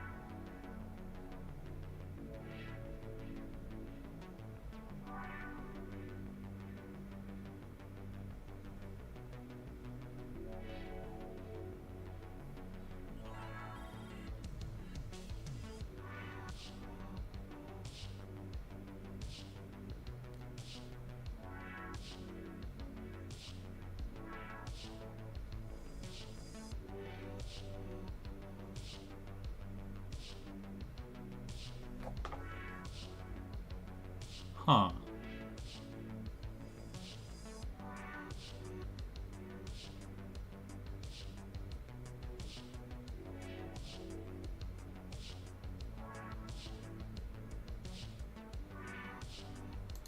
Out of curiosity, I just want to... I should do a quick test of the...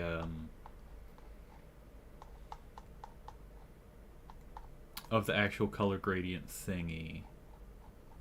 And I can do that quite easily. With this guy, okay, how do I make this not terrible, though?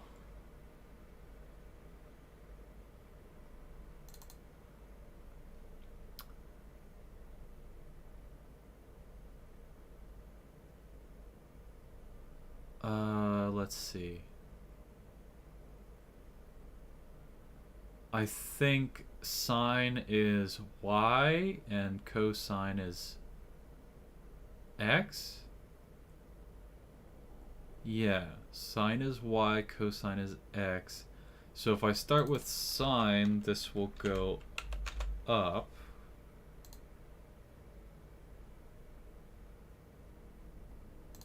Huh. Actually, no, I kind of like this one.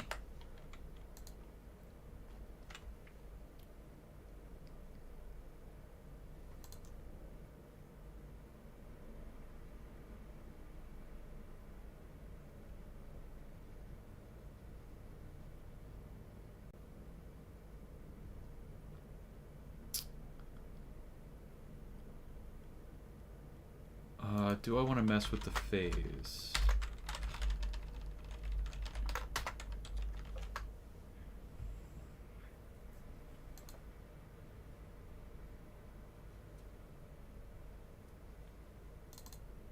So like the geez. Okay, what does this do? 2000 minus 2000. So I want the minimum value to be like 200 or something.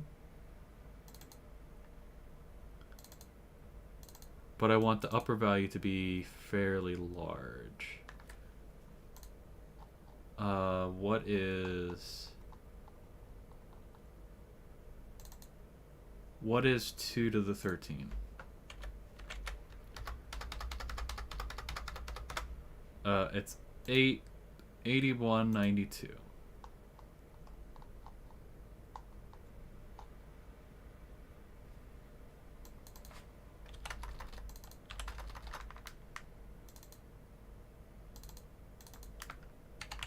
So I make this 7800, I think? Or no, hold on. Okay, max value would be 8000. So I want to do like this and this.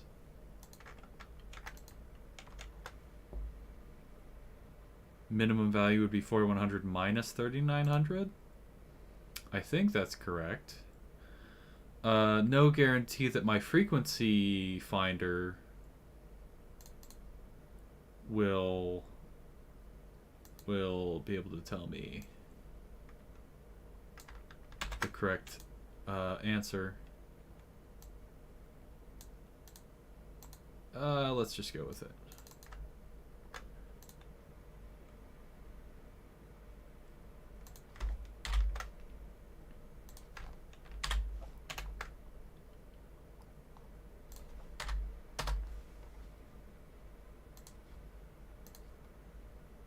My frequency finder may obscure the results of this.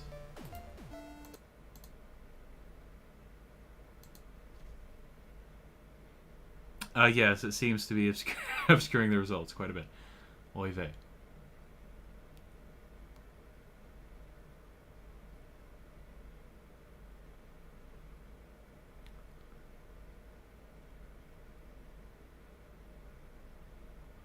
You know, come to think of it, it might not actually be. Because this is changing the frequency linearly. Oy vey. Jeez.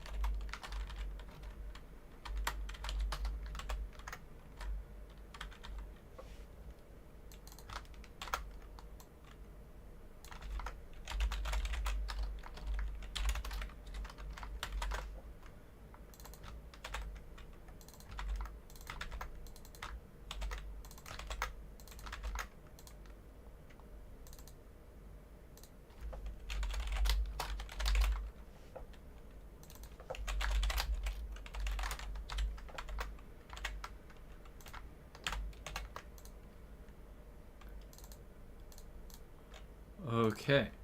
Stick this guy into here.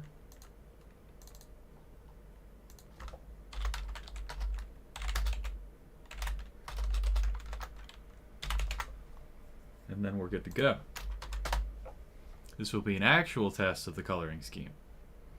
But again, the colors are switching through themselves linearly, so like, good luck.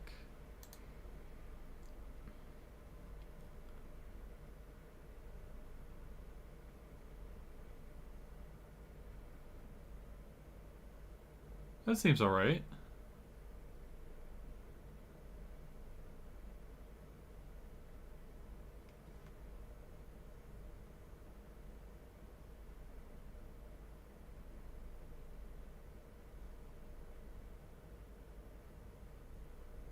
Yeah, the color is changing smoothly, so I'm happy with that.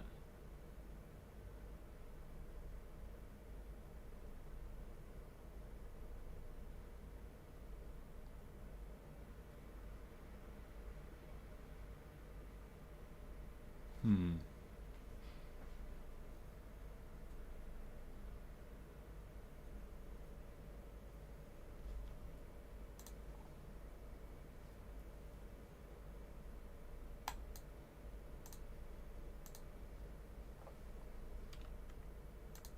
I'm a little bit just disappointed that my frequency algorithm isn't as great as it could be.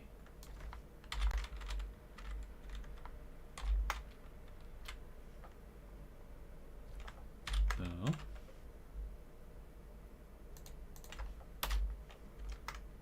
Okay. So I think the color is working how it should be working, which is great.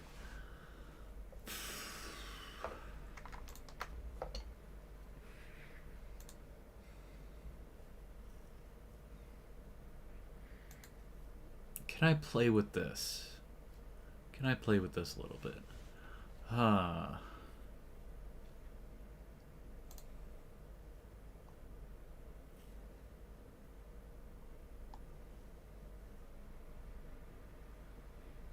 Can I make it run faster? That would be nice.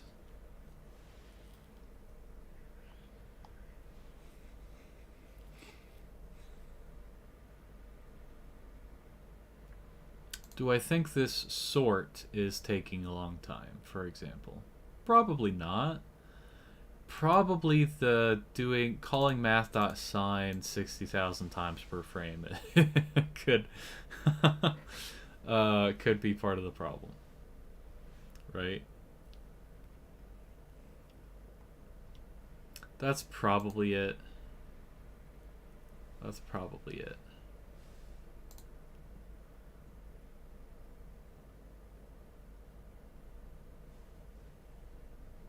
Huh. Can I Google that?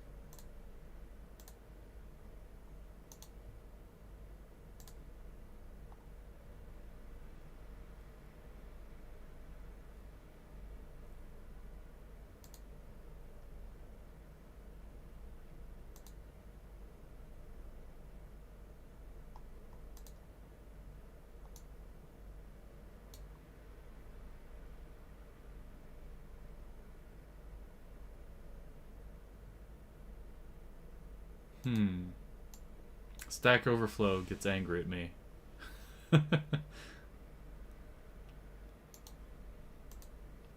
Oh? There's a GitHub that claims to do something about this.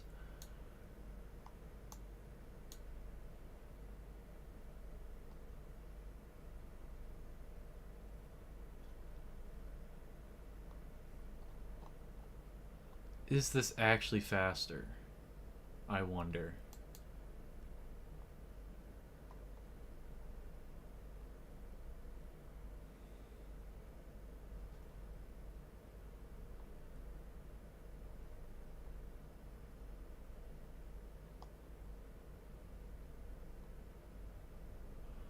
Interesting.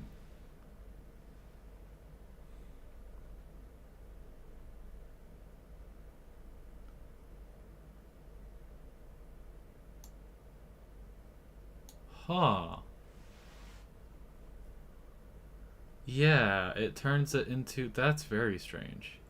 It's like it's like a second degree or a third degree polynomial approximation, it looks like.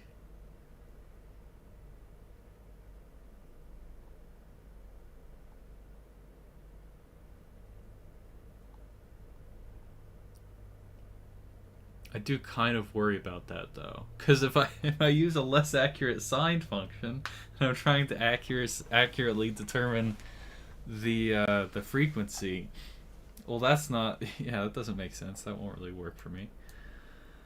Uh, I really want to avoid using a Fourier transform just because I don't know how it works. I don't really. Maybe I will have to bite the bullet on that. Okay, what if right, the number of frequencies. What if I increase this and reduce this? Does that magically make it better? There's no reason to assume that I need, like, as, you know, equal number of frequencies, equal number of phases. Did I turn off the fake frequency window? The fake sample? Yes, I did.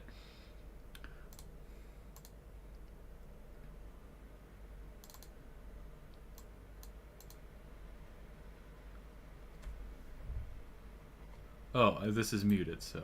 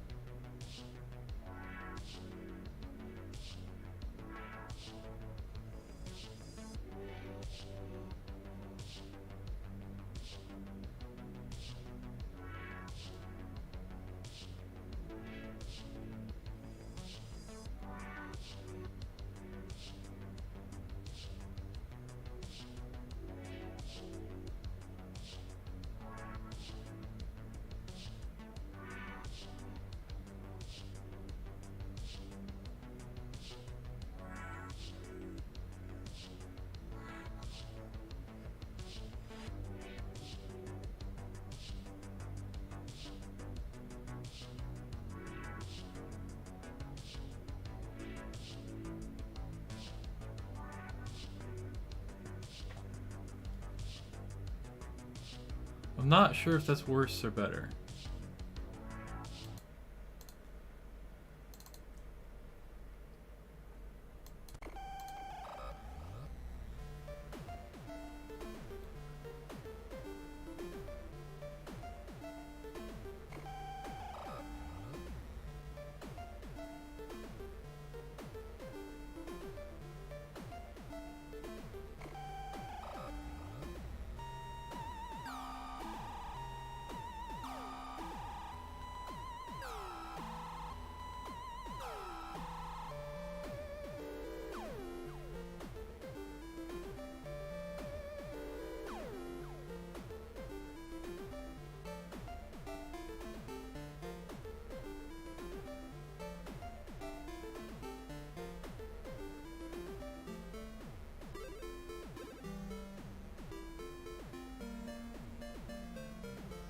Regardless, I don't think it's bad. So that's kind of good.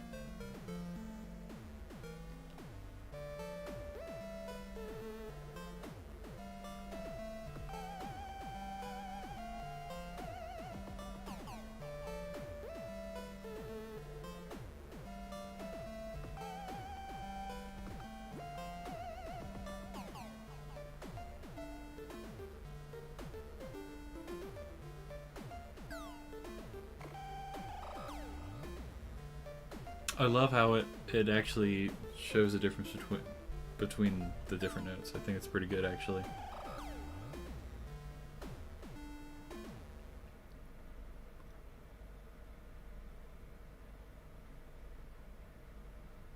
Yeah, I don't think it's that.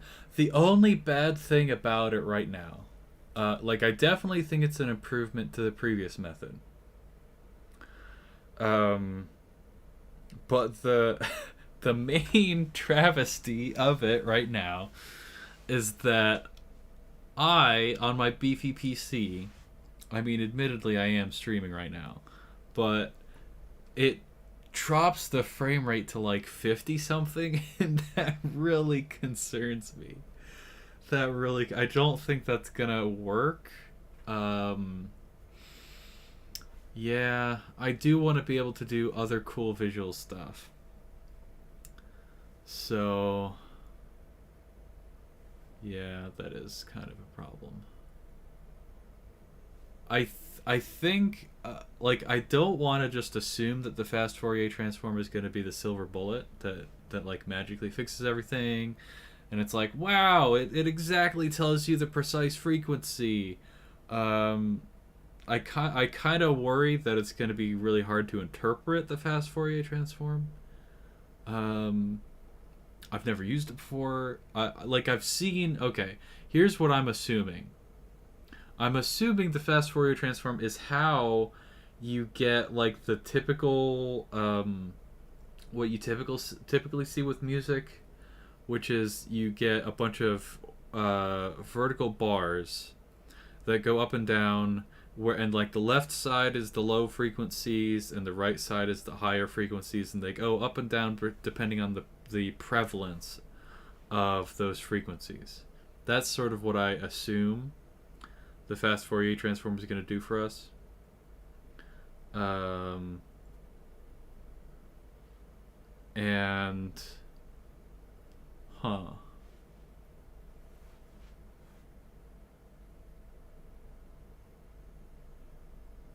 I mean, if you just like could directly, if each one of those bars was like a different hue, and you kind of just mashed it all together to get a single color,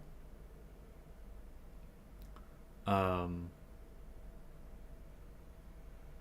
wouldn't be the worst idea. Like, that would totally work. But the question is just like, how easy is that to compute? And I assume I have to bring in a library to do it, which makes me feel bad. But and can it work on like a window of the music, like I'm using right now? It must, right? I don't know. Yeah, so that's probably something I want to research in between streams. Or I don't know, maybe I'll do it on stream. Regardless, though, um, I don't know that today was a complete success, but we are slowly pushing forward. It definitely feels that way, and we sort of have to try. We have to try everything, right? We have to try the simple methods before we try the complex methods to be sure that we're not missing something obvious. Yeah, so I plan to stream tomorrow, and we will continue this adventure and make a better visualizer in the future. Farewell.